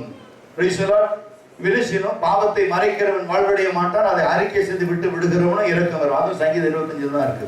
நான் கொடுத்த 6 பாயிண்ட்டும் சங்கீதம் 25 தான் இருக்கு. அதே சங்கீதம் 25:14 வாசிங்க. இன்னொரு வேற ஒரு ட்ராக் அதுல இருந்து வருது. வாசி பாருங்க. சங்கீதம் 25:16 வாசிங்க. என் மேல் நோக்கமாகி எனக்கு இறங்கும். நான் தனித்தவனும் சிறுமைப்படுகிறவனுமாய் இருக்கிறேன். என் இருதயத்தின் வியாகுலங்கள் பெருகி இருக்கிறது, நீங்களாக்கி விடும். அப்ப என்ன செய்யணும் அப்படின்னா, ஆவியானவர் சொன்னாரு, அப்போ நீ உலகத்தோட நீ ஒத்து போகாத. சங்கீதம் 91:1-5 எடுத்து வாசித்து பாருங்க. சங்கீதம் 91:5. பயங்கரத்திற்கும் அம்புக்கும் இருளில் நடமாடும் கொள்ளை நோய்க்கும் மத்தியானத்தில் பாலக்கும் சங்காரத்திற்கும் நீ பயப்படாதிருப்பாய். அடுத்தது, உன் பக்கத்தில் 1000 வலது பக்கத்தில் 10,000 விழுந்தாலும் அது உன்னை அணுகாது. உன் கண்களால் சத்துருக்கு நேரிடுகிறது, உன் கண்களால் நீ காண போகிறாய். ஏன்னு சொன்னா, என்னை நடத்துகிறவர் ஆவியானவர். அவன் என் மேல் வாஞ்சையா இருந்தபடியால் நான் அவனை உயர்ந்த அடைக்கலத்தில் வைக்கிறேன். 91:14 பாருங்க. 91:14-15 பாருங்க. இப்ப இங்க பாருங்க, ஆண்டவரே என்னை நடத்துங்க. எனக்கு Lord guide me Lord because of thirst. ஏன்னா உண்மையை சொல்றேன், எனக்கு தெரியாது. உண்மையை சொல்றேன், எனக்கு வழி தெரியாது. நான் எந்த பாதையில போகணும் தெரியாது. எப்போ இயேசு வருவார் தெரியாது. எப்படி வருவார் தெரியாது. ஆனா வருவார். பேசுறா தெரியாது. ஆகையால் என்ன நடக்குது அங்க? 14 சொல்றாரு, வாஞ்சை. இப்ப இந்த சபைக்கு எது வாஞ்சை? வேறு ஒரு ஆசை இல்ல இயேசு ராஜா உம்மை தவிர, உம்மை தவிர. மனம் இறங்கினீரே, மறுவாழ்வு தந்திரே. மனம் இறங்கினீரே, மறுவாழ்வு தந்திரே, மறுவாழ்வு தந்திரே. அவர் தந்தனால வேறு ஆசை இல்லை, மறுவாழ்வு தந்திருக்கிறார். எவ்வளவு பேர் தந்திருக்கிறார்? வரலன்னா வேற ஆசை இருக்கும் நமக்கு. உண்மை தவிர வேற ஆசை இல்லைன்னு சொல்றவங்க மாத்திரம் என்ன சொல்லலாம்? மறுவாழ்வு கொடுத்துருக்காரு. போனா போகுதுன்னு பேசுறாரு. இல்லைன்னு என்னைக்கே செத்து சுண்ணாம்பு ஆயிருப்போம். கொஞ்சம் சொன்னார், ஐயோ நான் செத்து இருந்தா புள்ளையே முளைச்சிருக்கும். நான் சொன்ன மரமே முளைச்சிருக்கும். நம்மள பிறந்தோன்னு இது பிரயோஜனமான இயேசு அப்படி பார்த்துருந்தானே என்ன இருக்கும்? இதுவா அக்கிரமத்திலேயே பொறுத்து. அதான் வேதன் தாவீது சொன்னா, தாயினை பாவத்தில் கர்ப்பம் தரித்தானா துர்குணத்தில் உருவானேன் சொல்றாரு இல்லையா? இப்ப ஏன் மீட்கப்படுதுங்கிற வார்த்தைக்கு என்ன அர்த்தம்னா, நீதிமான் ஒருவனாகிலும் இல்லை, எல்லாம் பாவம் செய்து கெட்டு அழிந்தார்கள். ஆனா தேவ நோக்கம் என்ன? சபைக்கு மேல் தேவனுடைய திட்டம் என்ன அப்படின்னா பரிசுத்தமாக்கப்படுது. சபையை தேவன் கிளென்சிங் பண்றார், சுத்திகரிக்கிறார், வழி நடத்துறார். எத்தனையோ உபத்திரவங்களிலே, எத்தனையோ வேதனைகளிலே, எத்தனையோ பாடுகளிலே, எத்தனை நிந்தைகளிலே நம்மை வழி நடத்துகிறார். இந்த நம்பிக்கை நமக்கு ஒரு நாள் மாற்று போகாதபடி நம்மை நாம் காத்துக் கொள்ளணும். மத்தேயு 24ஆம் அதிகாரத்தை எடுத்துக்கொள்ளுங்க. Matthew chapter 24. அதுல பாத்தீங்கன்னா 8 பாருங்க. இவைகள் எல்லாம் என்ன சொல்றாரு? வேதனைகளுக்கு ஆரம்பம். அப்பொழுது உங்களை உபத்திரவங்களுக்கு ஒப்பு கொடுத்து உங்களை கொலை செய்வார்கள். என் நாமத்து நிமித்தம் சகல ஜனங்களாலும் பகைக்கப்படுவீர்கள். அப்பொழுது அநேகர் இடரல் அடைந்து ஒருவரை ஒருவர் காட்டிக் கொடுத்து ஒருவரை ஒருவர் பகைப்பார்கள். பிரச்சனை வந்துருச்சுன்னா காட்டி கொடுத்துட்டு போயிட்டே இருக்க வேண்டியதாங்க. புரியுது உங்களுக்கு? இதுதான் கடைசி காலத்துல நடக்கும், லாஸ்ட் டேஸ். ஆனா இயேசு சொல்றாரு, நான் உங்களோடு புதிய உடன்படிக்கை, என் ரத்தத்தினாலான புதிய உடன்படிக்கை, a new covenant that Christ wants to make every believers in the church. ஏன்னா அவர் சபைக்கு மேல ஒரு ஆழமான நோக்கமும் ஒரு எதிர்பார்ப்போடு கூட இருக்கிறார். ஒரு பெரிய திட்டத்தை வைத்திருக்கிறார். ஏன்னா நீங்க பாத்தீங்கன்னா 1 கொரிந்தியர் 11:1 எடுத்து பாருங்க. அது என்ன இருக்குன்னு பாருங்க. நான் கிறிஸ்துவை பின்பற்றுகிறது போல நீங்களும் என்னை பின்பற்றுகிறவர்களாய் இருங்கள். சகோதரரே, நீங்கள் எல்லாவற்றிலும் என்னை நினைத்துக் கொண்டு, ரிமெம்பர் மீ. என்ன சொல்றாரு? ரிமெம்பர் மீ, என்னை நினைத்துக் கொண்டு. நினைத்து கொண்டு அப்படிங்கிற வார்த்தை வருதுல்ல, அதே வார்த்தை நீங்க பல இடங்கள்ல வாசிக்கலாம். பல இடங்கள்ல ரிமெம்பர் வார்த்தை நினைவு கூறுதல். என்ன சொல்றாரு? இது உங்களுக்காக விற்கப்படுகிற என்னுடைய திரு சரீரமாய் இருக்கிறது, இது உங்களுக்காக சிந்தப்படுகிற என்னுடைய திரு ரத்தமாய் இருக்கிறது, நீங்கள் இதை வாங்கி புசியுங்கள், இதை வாங்கி பானம் பண்ணுங்கள். இதை பானம் சாப்பிடும் பொழுதெல்லாம், பானம் பண்ணும் போதெல்லாம் என் மரணத்தை நினைவு கூறும்படி இதை செய்யுங்கள். ஒருவனும் அபாத்திரமாய் இந்த பாத்திரத்திலே பானம் பண்ணாமல் தன்னைத்தான் நிதானித்து சோதித்து அறிந்து இந்த பாத்திரத்துல பானம் பண்ண கடவுங்க. இப்படி நிதானித்து பார்க்காம இதில் சாப்பிட்டவங்க இன்னைக்கு பூமியில இல்லை, அறுப்புண்டு போயிட்டாங்க. நீங்க அப்படி ஆகாதபடிக்கு உங்களை நீங்களே பரிசோதனை செய்து கொள்ளுங்க. அப்படின்னா சுய பரிசோதனை. என்னுடைய வாழ்க்கையில என்னை நடத்துகிறது யார்? Who is guide in my life? என்னை நடத்துகிறவர் யாரு? சரியா? என்னை நடத்துகிறவர் யார்? இன்னைக்கு ஒரு மனுஷன் நமக்கு உயர்வான மேன்மையை கொடுப்பான்னா என்ன சொல்றோம்? கடவுள். ஒரு நாள் இந்த மனுஷன் கடவுளா இருக்க முடியாது. ஒரு நாளும் கடவுளா இருக்க முடியாது. பாருங்க, ஏசா வேட்டையாடி களைத்து போய் ஒன்றுமில்லாமல் நாவரண்டு வருகிறான். அப்ப கூடாரவாசியாகிய யாக்கோபு சிவந்த கூளை சமைத்து கொண்டிருக்கிறான். இவன் சொல்றான், நான் மரித்து போவதை விட என்னுடைய சேஷ்ட புத்திர பாகத்தை விட்டு கொடுத்துட்டு நான் உயிர் பிழைக்கலாம் என்று நினைக்கிறான். ஆனா தேவனுடைய பார்வையில் அது அருவருப்பா இருக்கு. நீ செத்தே போயிருக்கலாம். சேஷ்ட புத்திர பாகம் யாருக்கு யார் கொடுத்தது? தேவனாகிய கர்த்தர் ஏசா கொடுத்தது. இவன் அதை நிக்க முடியாது. He cannot sell it. That is the curse behind. Okay, அந்த சந்ததி தான் ஏறுவது. புரியுது உங்களுக்கு? அதாவது they want to take revenge because of own decision. பல நேரங்களில் நீ தீர்மானம் எடுக்கிற பார்த்தீங்களா, அந்த தீர்மானம் தேவனுக்கு அருவருப்பார். இதுதான் ஆவிக்குரிய வாழ்க்கையுடைய அடையாளம். என்னை நடத்துகிறவர் யாரு? யார் என்னை நடத்துகிறார்கள்? கிறிஸ்துவுக்கு நேராக யார் என்னை நடத்துகிறார்கள்? Who is guiding me? ரெண்டாவது கைடன்ஸ். ரெண்டாவது பாத்தீங்கன்னா spiritual prosperity, not the worldly things. உலக பொருட்களால் அல்ல. முதலாவது தேவனுடைய ராஜ்யத்தை நீதி தேடுங்கள், இவைகள் எல்லாம் கூட கொடுக்கப்படும். முதலாவது தேவனுடைய ராஜ்யம் அப்படின்னா உங்கள் பொக்கிஷங்களை பரலோகத்துல சேர்த்து வையுங்கள் அப்படிங்கிறாரு. அப்போ what we are expecting all the time, the spiritual prosperity. இப்போ ஒரு மனுஷனுடைய வாழ்க்கையில முதலாவது அவன் செய்ய வேண்டிய, அவன் எதிர்பார்க்க வேண்டிய ஒரு காரியம் என்ன அப்படின்னா சொல்லப்படுகிற காரியம் ஸ்பிரிச்சுவல் ப்ராஸ்பரிட்டி. இப்போ ஈசாக்கு வாழ்க்கையில, அதாவது இப்பதான் முதல் சப்ஜெக்ட் முடிச்சிருக்கேன், கைடன்ஸ். அடுத்தது போயிருங்க, இது ஓடும் 3-4 மணி வரைக்கும் ஓடும், 6 பாயிண்ட். சரியா? இன்னைக்கு ஃபுல்லா நான் கொடுக்குறது கூட நீங்க ப்ராஃபிட்டிக்கல் மெசேஜ், நான் பைபிளை திறக்க மாட்டேன். சரியா? ரைட். இப்போ ஸ்பிரிச்சுவல் ப்ராஸ்பரிட்டி, ஆவிக்குரிய காரியம் என்று சொல்லுகிற பொழுது ஈசாக்கு நீங்க பாருங்க. ஈசாக்கு என்ன சொல்ற? ஈசாக்கு அந்த தேசத்துல விதை விதைக்கும். அது 30-60-100 பலன் கொடுத்தது. அந்த காலம் பஞ்ச காலமா இருந்துச்சு. எந்த நம்பிக்கையில விதைச்சிருப்பான் ஈசாக்கு? எந்த நம்பிக்கையில விதைச்சிருப்பான்? அப்ப அவனுக்குள்ள என்ன இருந்துச்சுன்னா, முதலாவது spiritual prosperity. That means unite with God, united with God. ஈசாக்குடைய வாழ்க்கையில அவன் உள்ள அந்த நிலத்தின் மேல் வைத்த நம்பிக்கை விட more than a future prosperity, he is having first spiritual prosperity. அவனுக்குள்ள என்ன இருந்துச்சு? ஆவிக்குரிய எதிர்பார்ப்பு. இதை செய்ய தேவன் போதுமானவர். சொல்றோம் இல்லையா, என்னை பலப்படுத்துகிற கிறிஸ்துவினால் எல்லாவற்றையும் செய்ய எனக்கு பலன் உண்டு. அந்த பலத்தினால்தான் வேதம் சொல்லுது ஜனங்கள் எல்லாம் விதைச்சாங்க.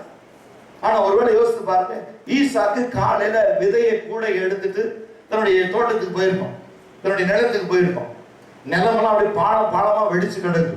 ஜனங்க கேட்கிறாங்க, ஈசாக்கு எங்க போற? அவன் சொல்றான், see, according to my God's guidance, I want to sow the seed. என் தேவன் நடத்துகிறபடி நான் விதை விதைக்க போகிறேன். ஏப்பா நல்லா தானே இருந்த பைத்தியக்காரனா? அவன் சொல்றான், ஆமா கிறிஸ்துவுக்குள்ள பைத்தியக்காரன். ஏன்னா எல்லாரும் விதைக்கிறாங்க, எல்லாரும் விதைக்கிறாங்க. அது பஞ்சகாலம், மழை வரல, பூமி அப்படியே வெடிச்சு கிடக்கு, மிருக ஜீவன்களுக்கு உணவில்லை, மனுஷங்களுக்கு உணவில்லை. அந்த காலத்துல ஈசாக்கு விதை எடுத்துட்டு போறான் அப்படின்னா guidance of the Holy Spirit. ஏன்னா வேதம் சொல்லுது ஆபிரகாமின் தேவனும் ஈசாக்கின் தேவனும் யாக்கோபின் தேவனும் யோசேப்பின் தேவன் நமக்கு தேவனா இருக்கிறார். இன்னைக்கு இது நடக்குமா அப்படின்னு போகக்கூடாது, நடக்குமான்னு போகக்கூடாது, நடக்கும்னு போகணும். That is guidance. ரெண்டாவது ஒரு காரியம் பாருங்க, இவன் எடுத்துட்டு போறான். Many discouraged word against him. என்ன ஈசாக்கு நல்லா தானே இருந்த, நல்லா தானே இருந்த, உன் தலையை கெடுத்தது யாரு, இப்போ போய் விதைக்கிறிய கிடைக்குமா? ஆனா அவன் எந்த யாரை பத்தியும் கவலைப்படல, எதை குறித்து கவலை, because he is having the spiritual prosperity already he received through his father. ஈசாக்குடைய வாழ்க்கையில ஈசாக்குக்கு நம்பிக்கை வருவதற்கு காரணம் அவங்க அப்பா. சொல்லுங்க, சத்தமா சொல்லுங்க, உங்களுக்கு அப்பா யாரு? சத்தமா சொல்லுங்க. அப்பா பிதாவென்று கூப்பிடுகிற புத்திர சிவிகாரத்தின் ஆவினா யாரு? அப்பானா பிதாவாகி தேவன். அதாவது ஆபிரகாமை அழைச்சவரும் ஈசாக்கு அழைச்சவரும் யாக்கோபை அழைத்தவரும் யோசேப்பை தெரிந்து கொண்டவரும் உங்களுக்கு அப்பா, சரியா?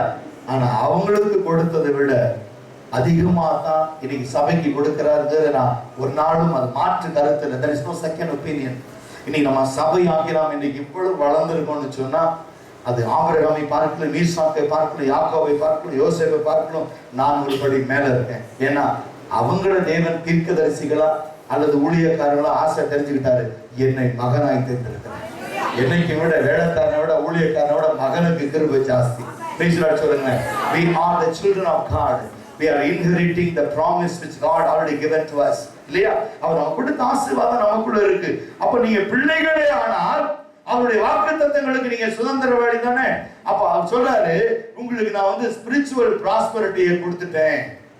ஈசாக்கு எப்படி தைரியமா பஞ்ச காலத்துல விதைக்க புறப்பட்டானோ, எந்த ஜனங்களை பார்த்து கவலைப்படல, யார் என்ன சொல்லுவார்களோ கவலைப்படல, அவன் வேலையை அவன் செஞ்சான், கர்த்தர் வேலையை கர்த்தர் செஞ்சார். ஈசாக்கு அந்த ஆண்டின் பலனை 100 மடங்காய் அறுத்தான் என்று வேதம் சொல்லுகிறது. இந்த ஆண்டின் முடிவுக்குள்ளதாக அந்த நன்மையை கர்த்தர் தருவார். எங்க அசந்து தூங்கிடுவோம் தான் இந்த தடவை கதவை தட்டிக்கிட்டு இருக்கார். பெரியமே, ரூபவதியே, உத்தமியே, எழுந்து கதவை தர, தூங்கினது போதும், கூட எடுத்துட்டு போய் விதை. இந்த ஆண்டுல எத்தனை மணி அடிச்சோம் இன்னும் சத்தம் கேட்கலங்கிறார். மணி அடிச்சு சத்தம் கேட்கல, தூங்குறவங்களுக்கு தான் அடிச்சு, வேற யாரும். உங்களுக்கு போக முடிச்சுக்கிட்டாங்க. என்னதான் பண்ணுவாங்களோ ராத்திரில தெரியல, சரியா? ஒரு அல்லேலூயா சொல்லுங்க சத்தமா.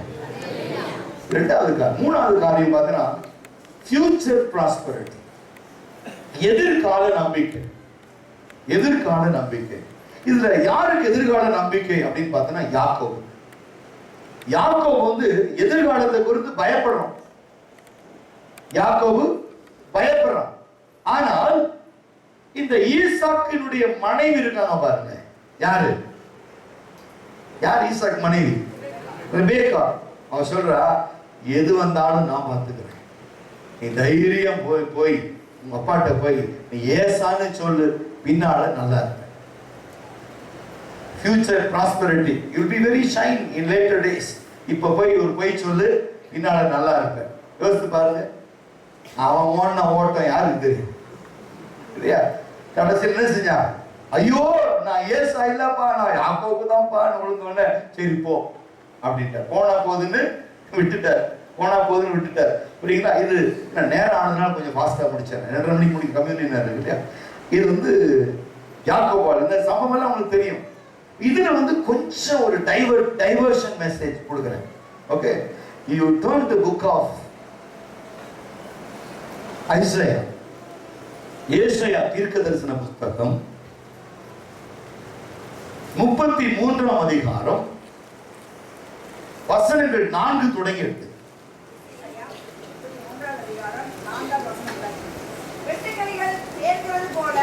வெட்டுக்கிளிகள் சேர்க்கிறது போல உங்கள் கொள்ளை சேர்க்கப்படும். வெட்டுக்கிளிகள் குதித்து திரிகிறது போல மனுஷர்கள் அதன் மேல் குதித்து திரிவார்கள்.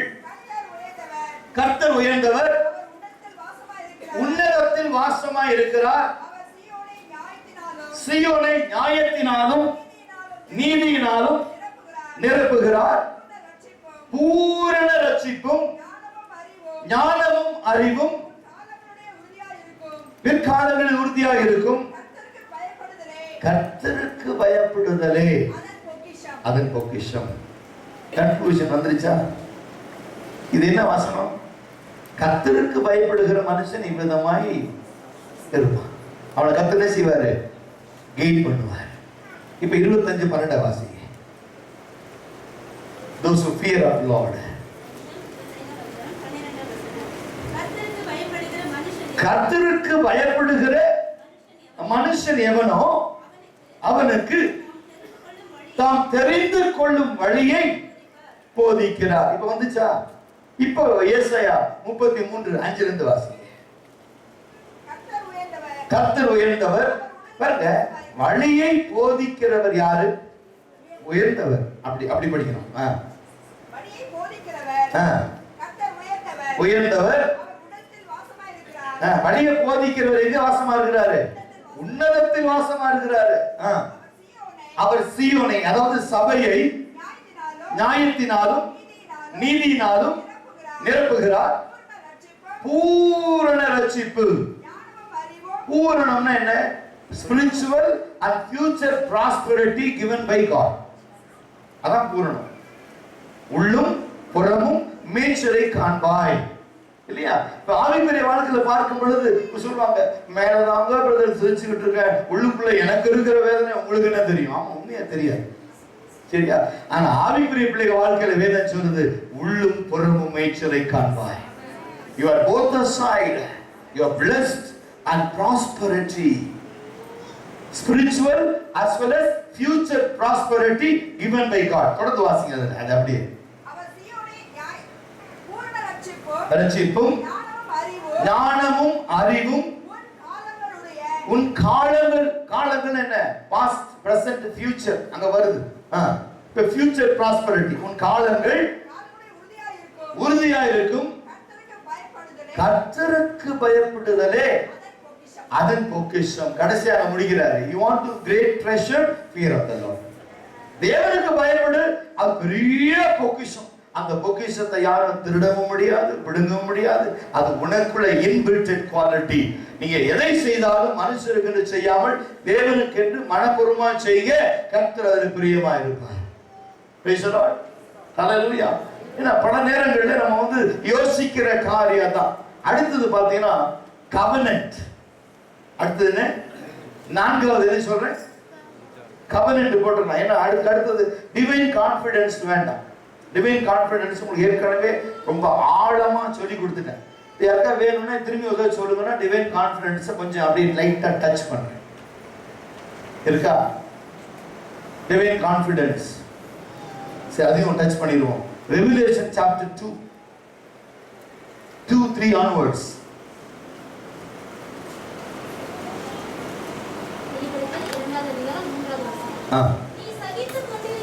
நீ சகித்துக் கொண்டிருக்கிறதையும் பொறுமையாயிருக்கிறதையும் என் நாமத்தின் நிமித்தம் இளைப்படையாமல் பிரயாசப்படுகிறதையும் அறிந்திருக்கிறேன். ஆனாலும் நீ ஆதியிலே கொண்டிருந்த அன்பை விட்டாய் என்று உன் பேரிலே எனக்கு குறைவுண்டு. ஆகையால் பாருங்க, this is divine confidence. இந்த நிலைமையிலிருந்து விழுந்தாய் என்று அறிந்து மனம் திரும்பி ஆதியில் செய்த கிரியைகளை மீண்டும் செய்வாயானால்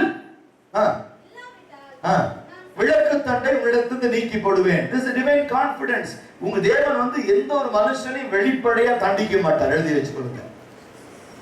எந்த மனுஷனையும் வெளிப்படையா எடுத்தோம் அடிச்சோம் கவுத்தோன்னு பண்ண மாட்டார். ஏன்னா அவர் சொல்றாரு, இந்த நிலைமையிலிருந்து நீ கீழே விழுந்தேன்னு தெரிஞ்சு மனம் திரும்ப. ஆனா மனம் திரும்பாத பட்சத்திலே நான் விளக்கு தட்டை உடத்திலிருந்து நீக்கி போடுவேன். இருக்கா? அது இன்னும் கொஞ்சம் அப்படி கண்ணியம் பண்ணுங்க.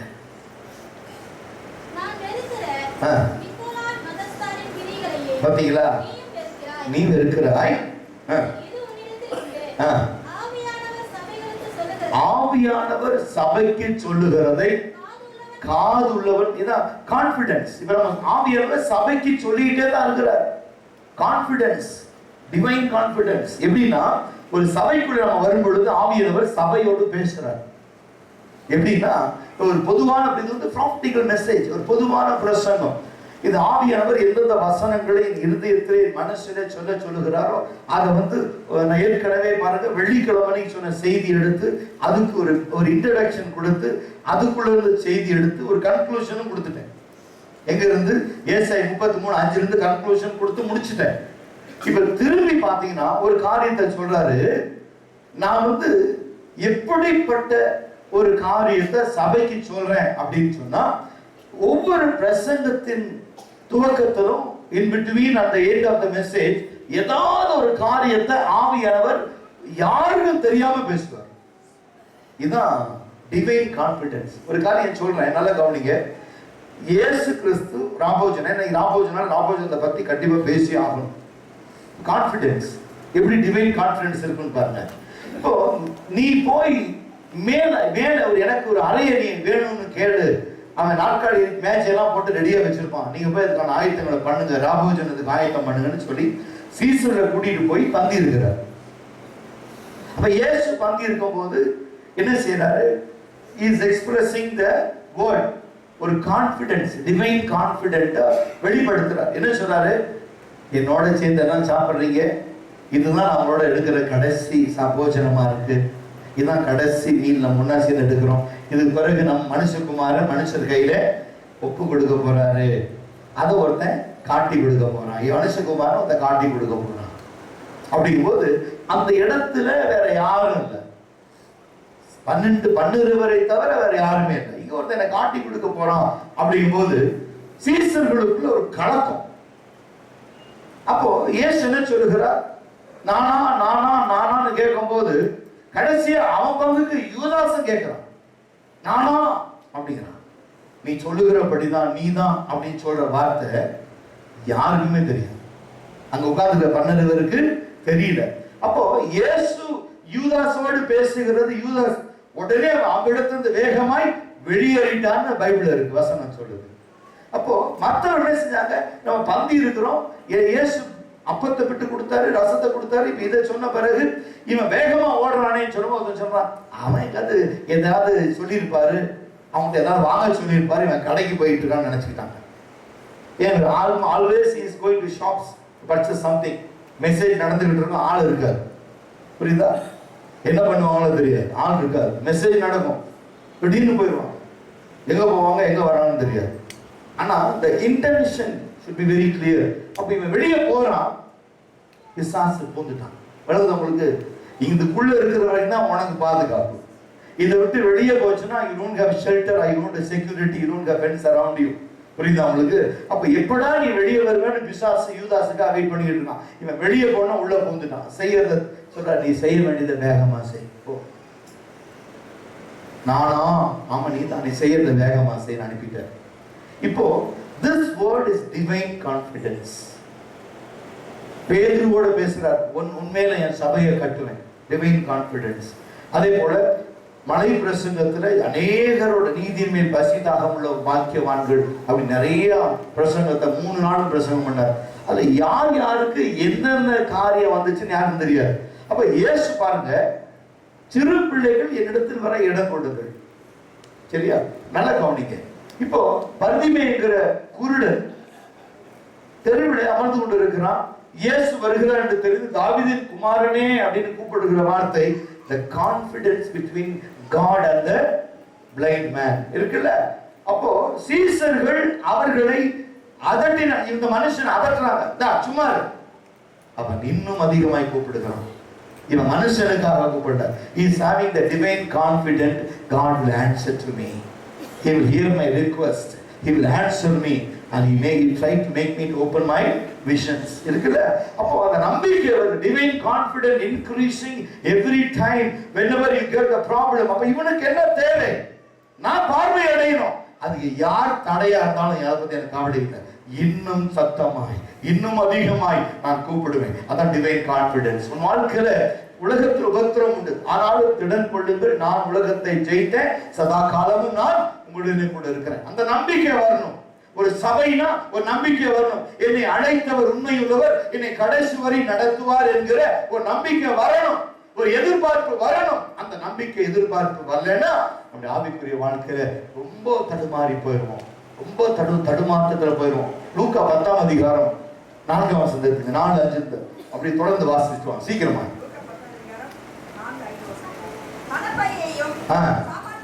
சாமான் பையும் கொண்டு போக வேண்டாம். Divine confidence. இயேசு தம்முடைய சீசர் என்ன சொல்றாரு? எதை கொண்டு போக வேண்டாம்ங்கறாரு. யூதாஸ் எதை பிடிச்சுக்கிட்டான்? பணப்பைய. ஆனா இவர் என்ன சொல்றாரு? அது வேண்டாம் உனக்கு. விளங்க உங்களுக்கு. Don't ever hold money purse. Don't carry with you money purse. பணப்பை. அடுத்தது பாதரட்சைகளை கொண்டு போக வேண்டாம். பாதரட்சை எதை குறிக்குது? There is a confidence that whatever the way you are going, it will protect your life. நம்பிக்கை. மனுஷனுக்கு ஒரு நம்பிக்கை. சரியா? அடுத்தது ஏன்னா ஒரு முறை ஒரு பாஸ்டர்ஸ் கான்ஃபரன்ஸ்ல இந்த செய்தி லூக்கா 10ஆம் அதிகாரத்து 4-5 இருந்து கேட்டார். அப்புறம் என்ன சொல்றாரு? பாதரட்சை போட வேண்டாம் அப்படின்னு சொல்லும்போது ஒரு எக்ஸ்பிளனேஷன் கேட்டாங்க. இது எதுக்கு பாதரட்சை கூட ஏன் போட வேண்டாங்கிறாரு? பாதரட்சைக்கும் ஊழியத்திற்கும் என்ன சம்பந்தம் அப்படின்னு என்ன சொல்றாரு தெரியுமா? அதுக்கு இதனுடைய பிப்ளிக்கல் சீக்ரெட் கிரீக் வேர்ட் என்ன சொல்றது தெரியுமா? உங்களுக்கு எவ்வளவு பேருக்கு அறியணும்னு ஆசை. இது வேற ஃபுட்வேர். இப்ப பாத்தீங்கன்னா ஒரு சர்ப்பங்களையும் தேள்களையும் மிதிக்க அதிகாரம் கொடுக்கிறார். உங்களுக்கு அப்போ we crush down. அப்ப இந்த நாட்களில் நீங்க பார்க்கும் பொழுது நீ ஊழியக்காரனா போகும்போது பல இடங்களிலே இப்படிப்பட்டதை நீ மேற்கொள்ளும். அதற்கு don't ever have the confidence with the footwear which you are wearing. It will protect you and crush down the scorpions and snakes. முடியாது. உன் கால்கள் வேதம் சொல்றது தம் காலாலே அவன் தலையை நசுக்குறான். It never mentioned the footwear of Jesus Christ. Okay, அப்போ நம்பிக்கை ஒண்ண நசுக்க சொல்றாரு. But you are depending on something else. என்ன செய்யற? You are depending on others support you are getting. வேண்டாம். நீ டைரக்டா தலையை நசுக்கு. ஏன்னா உனக்கு மேல அதிகாரம் இருக்கு. யோசிச்சு பாருங்க. 12 வருஷமாய் பெரும்பாலுள்ள ஸ்திரீ இயேசுவின் வஸ்திரத்தை நேரே போய் தொடுறான். அவள் சுகமடைகிறாள். அப்போ உனக்கும் தேவனுடைய அழைப்புக்கும் உன் சரீரத்துக்கும் ஒரு வல்லமை உண்டு. Don't ever trust on your footwear, but trust on God's word. வசனத்தின் மேல் நம்பிக்கையாரு. ஏன்னா நீ நசுக்க முடியாது. ஏன்னா உன்னை அதிகாரம் கொடுக்கிறார். சிங்கத்தின் மேலும் பாம்பின் மேலும் நடந்து போவேன். Not from the footwear. Praise the Lord. இல்லையா? அதுதான் ஆவிக்குரிய வாழ்க்கை. அப்ப என்னுடைய வாழ்க்கையில எனக்கு இருக்கிற நம்பிக்கை. ஓகே. அப்ப என்ன சொல்ற? பணப்பையாவது தடியாவது பாதரட்சையாவது கொண்டு போக வேண்டாம். வழியில ஒருத்தரையும் வினவ வேண்டாம்னா don't ever inquire about your things with anyone else. ஏன்னா உன்னை கைட் பண்றவர் யாரு? யார்ட்டையும் கேட்க வேண்டாம்னா don't ever ask any guidance of anyone else. வினவ வேண்டாம். அதான் guidance. ஏன்னா he make you to walk into the spiritual as well as the future prosperity. Don't ever inquire about anyone because they will misguide you. ஏங்க பரலோகத்துக்கு போணுங்க. இயேசுதான் வழின்னு பைபிள்ல போட்டிருக்கு. யார் சொன்னா? நாங்க இருக்கோம். இயேசுவிட கூட்டிட்டு போவோம். இவரே போறாருன்னு சந்தேகம். சரிதானே? அப்ப என்ன சொல்றாரு அவரு? யார்ட்டையும் வினவ வேண்டாம். Don't ever inquire or question about the calling. அடுத்தது என்று முதலாவது சொல்லுங்கள். சமாதானத்திற்கான பாத்திரம். அப்ப it's a covenant. It's a covenant with the, you have to make the covenant with every family. ஒரு வீட்டுக்குள்ள போகும்போது என்ன செய்யணும்? சமாதானம் சொல்லுங்க. சமாதானத்திற்கான பாத்திரம் அந்த வீட்டுல இருந்தா பாத்திரம்னா நீங்க நினைக்காதீங்க சமாதான பாத்திரம்னு எங்க கிடைக்குமான்னு கேட்காதீங்க. உனக்குள்ளுக்குள்ளதான் இருக்கு. சத்துருக்கு முன்பு ஒரு பந்தி ஆயுதப்படுத்தி என் தலை எண்ணெயில் அபிஷேகம் பண்ணுகிறி. இந்த பாத்திரம் நிரம்பி வழியுதுல. நிரம்பி வழிகிற பாத்திரம் இருக்கு, சமாதானமான பாத்திரம் இருக்கு, எண்ணெய் ஊத்தின பாத்திரம் இருக்கு, மண்ணா வைத்த பாத்திரம், நிறைய பாத்திரம் இருக்கு பைபிள்ல. அது வேற ட்ராக்ல போக வேண்டாம். பாத்திரம்னு சொன்னா நிறைய பாத்திரம் சொல்லிடுவேன். சரியா? இழந்தவங்களுக்கு நிறைய பாத்திரம் சொன்னால இப்போ இன்னும் நிறைய இருக்கு. பாத்திரங்கள்னு நிறைய இருக்கு. நான் சொன்னேன் நிரம்பி வழிகிறமா. சரியா? அடுத்தது தங்கும், திரும்பி வரும். அந்த வீட்டில் தானே நீங்க தங்கி இருந்து வேலைக்காரன் தன் கூலிக்கு பாத்திரனா இருக்கிறான். வீட்டுக்கு வீடு போகாதிருங்கள். ஜனங்கள் ஏற்றுக்கொண்டால்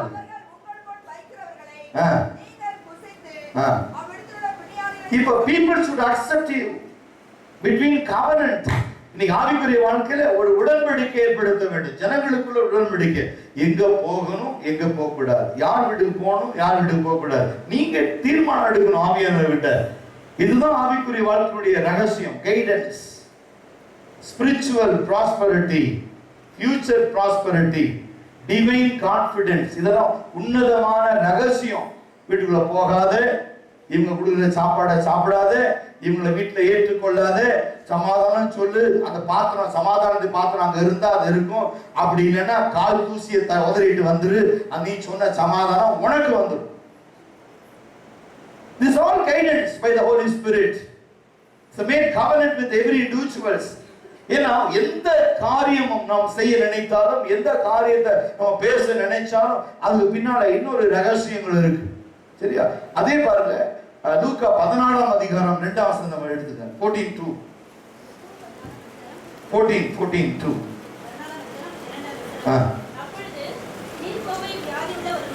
ஒரு மனுஷன் இருக்கிறான் வியாதியோட. என்ன செய்வாரோ என்று ஜனங்கள் இயேசு கிறிஸ்துவின் மேல் நோக்கமாய் இருக்கிறார். இயேசு நியாயசாஸ்திரிகளையும் சதுசேயரை பார்த்து ஓய்வு நாளிலே பாருங்க, இப்ப கடைசி எங்க வருது? டெலிவரன்ஸ். வியாதியோட ஒரு மனுஷனை கொண்டு வராங்க. He wants to deliver that man, but he wants to inquire the elders in the church. ஒரு சபையில் இருக்கிற சாஸ்திரிகளையும் சதுசேயரை கூப்பிடுறார். வாசிங்க. அவர்கள் ஓய்வு நாளிலே இந்த மனுஷனை சுகமாக்கலாமான்னு கேட்கும்போது அவங்க பேசாம இருக்கிறாங்க. அப்பொழுது அவர் அவனை அழைத்து குணமாக்கி அனுப்பிவிட்டு அவர்களை நோக்கி என்ன சொல்றாரு? எழுதாவது ஓய்வு நாளிலே விழுந்தால் தூக்கி விடானோ? உத்தரவு சொல்ல முடியல. அப்போ இயேசு கிறிஸ்து வேலை நாட்கள் 6 நாட்களுக்கு மாத்திரமல்ல, 7ஆம் நாட்களுக்கும் தேவனாய் இருக்கிறார். Even is a God of Sabbath.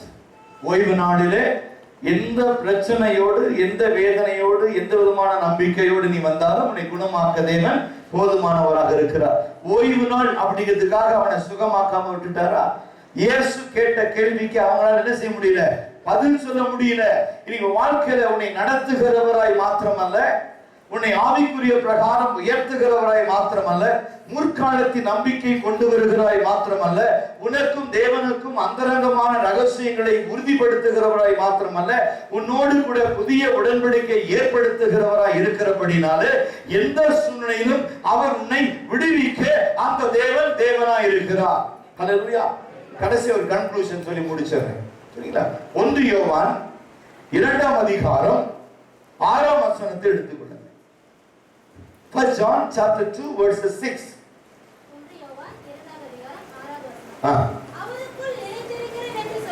அவருக்குள் நிலைத்திருக்கிறேன் என்று சொல்லுகிறவர் அவர் நடந்தபடியே தானும் நடக்க வேண்டும். சகோதரரே, பாருங்க, நல்ல கவனிங்க. இப்போ அந்த கீழே கொண்டு கடைசிய கன்க்ளூஷன்ல 6 வரணும். பலனா கன்க்ளூஷன் வராது. என்ன சொல்றாரு? அவர் நடந்தது போல சபை நடக்கணும். கைடன்ஸ். அடுத்து என்ன சொல்றாரு? சகோதரரே,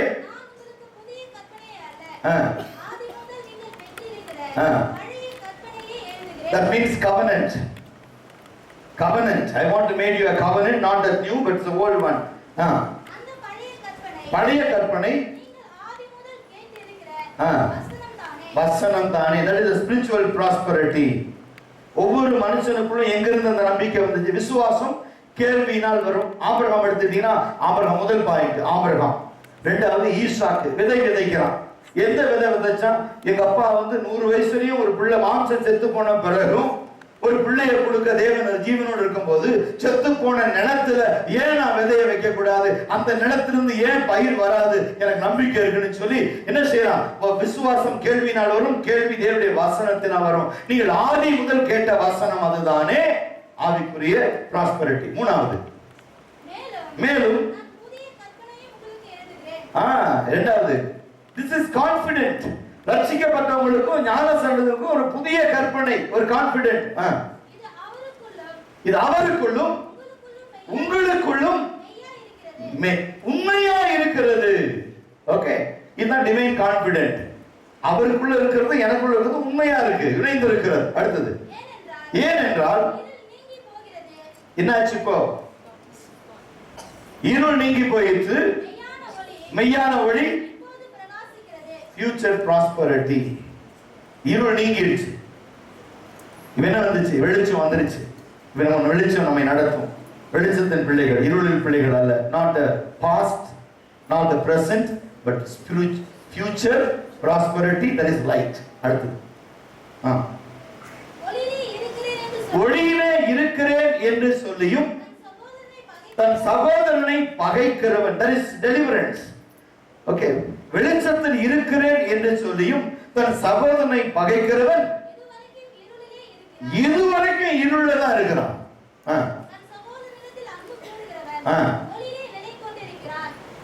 உங்களுக்கு எனக்கு தேவன் சொல்றார், the deliverance you and me. என்ன சொல்றான்? சொந்த சகோதரனை பகைக்கிறவன் வெளிச்சத்துல இருக்கிறேன்னு சொல்லியும் அவன் இருள தான் இருக்கான். ஏன்னா அவன் சொந்த சகோதரனை பகைக்கிறான். வேதம் சொல்றது, நீ காணிக்கையை பெட்டி தேவனுடைய பெட்டியில போறதுக்கு முன்னால உன் சகோதரனோட ஒப்புரவாயிட்டு அப்புறமா காணிக்க போடு, உன் காணிக்கை ஏற்றுக்கொள்றேங்கிறார். அடுத்த வாசி, தொடர்ந்து வாசி. அன்பு கூறுகிறவன் ஒளியிலே நிலை கொண்டிருக்கிறான், அவனிடத்தில் இடரல் இல்லை. மனுஷ கொலைபாதகன் இருளில் இருந்து இருளிலே நடக்கிறான், இருளானது அவனுடைய கண்களை குருடாக்கினபடினாலே அவனால புதிய உடன்படிக்கையை பார்க்க முடியல. தான் போகும் இடம் என்னதென்றும் அறியாதிருக்கிறான். என்னதான் கெயின் பண்ணாலும் அவன் என்ன செய்யறான்? மனுஷ கொலைபாதகனாய் பாவத்துல இருளில் இருக்கிறபடினாலே தான் போகிற இடம் என்னதென்று அறியாதிருக்கிறான். பிள்ளைகளே, அவருடைய நாமத்தின் நிமித்தம் உங்கள் பாவம் மன்னிக்கப்பட்டிருக்கிறபடியினால் உங்களுக்கு எழுதுகிறேன். பிதாக்களே, ஆதி முதல் இருக்கிறவரும் நீங்கள் அறிந்திருக்கிற ஆதி முதல் இருக்கிறவரை நீங்கள் அறிந்திருக்கிறபடியால் உங்களுக்கு எழுதுகிறேன். வாலிபரே, பொல்லாங்கனை ஜெயித்ததினால் உங்களுக்கு எழுதுகிறேன். பிள்ளைகளே, பிதாவை அறிந்திருக்கிறபடியால் எழுதுகிறேன். பிதாக்களே, எழுதுகிறேன். வாலிபரே, நீங்கள் பலவானாய் இருக்கிறபடியால் எழுதுகிறேன். தேவனுடைய வசனம் உங்களில் நிலைத்திருக்கிறதினால் நீங்கள் பொல்லாங்கனை ஜெயித்ததினால் உங்களுக்கு எழுதுகிறேன். உலகத்திலும் உலகத்தில் உள்ளவைகளிலும் அன்பு கூறாதிருங்கள். ஒருவன் உலகத்தில் அன்பு கூறுகிறவனாய் இருந்தால் அவனிடத்தில் பிதாவுடைய அன்பு இல்லையே. ஏனெனில் மாம்சத்தின் இச்சையும் கண்களின் இச்சையும் ஜீவனத்தின் பெருமையும் உலகத்தில் உள்ளவைகள் எல்லாம் பிதாவினால் உண்டானவைகள் அல்ல, அவைகள் உலகத்தினால் உண்டானவைகள். உலகமும் அது நிச்சயம் ஒழிந்து போகும். தேவனுடைய சித்தத்தின்படி, அதாவது வழி நடத்துதலின்படி செய்கிறவன், அதாவது spiritual and future, he made a divine confidence with the covenant also delivered. பிழைத்திருப்பான். எழுதுகிறது. Praise the Lord. Glorious God. Thank you, Lord. yes God. Hallelujah. ராபோஜனம் என்பது நம்மை கிறிஸ்துவுக்கு நேராக நடத்துகிறது. ராபோஜனம் என்பது நம்முடைய ஆவிக்குரிய ஆசீர்வாதங்களை பெற்றுக் கொடுக்கிறது. ராபோஜனம் என்பது எதிர்கால நம்பிக்கை, ஃபியூச்சர் ப்ராஸ்பரிட்டி. இது டிவைன் கான்ஃபிடன்ஸ். அப்படின்னா இங்க ராபோஜனம் எடுக்கும்போது எனக்கும் அவருக்கும் நம்பிக்கை, நான் நம்புறேன், எனக்கு இது தகுதி, இது I am eligible to accept it என்று சொல்லி நான் நம்புறேன், டிவைன் கான்ஃபிடென்ட். அப்புறம் தேவனோடு உடன்படிக்கை ஏற்படுத்துறேன். இனி நான் பாவத்துக்கு ஊழியம் செய்யாமல் நான் நீதிக்கு ஊழியம் செய்யும்படியாய் கர்த்தர் எனக்குள்ள பலத்த கிரியை செய்கிறார். அவ்வளவு பேச வேண்டாம், ஆஃபர் கொடுங்க, வெளியே இருக்கணும், உள்ள சொல்லுவாங்க. ஓகே, அடுத்தது கடைசி என்ன சொல்றாரு? இந்த அப்பத்தை புசித்து இந்த பாத்திரத்திலே பானம் பண்ணுகிறவனுக்கு என்ன இல்லை? மரணம் இல்லை, அவன் ஜீவனுக்கு உட்பட்டு இருக்கிறான். That is deliverance from the bondage, and we want to enter into the spiritual blessings. Amen. Right. Thank you, Lord. ஒப்பு கொடுப்போமா? Thank you, Lord. Hallelujah. Lord, yes, God. ஒப்பு கொடுப்போம். Thank you, Lord.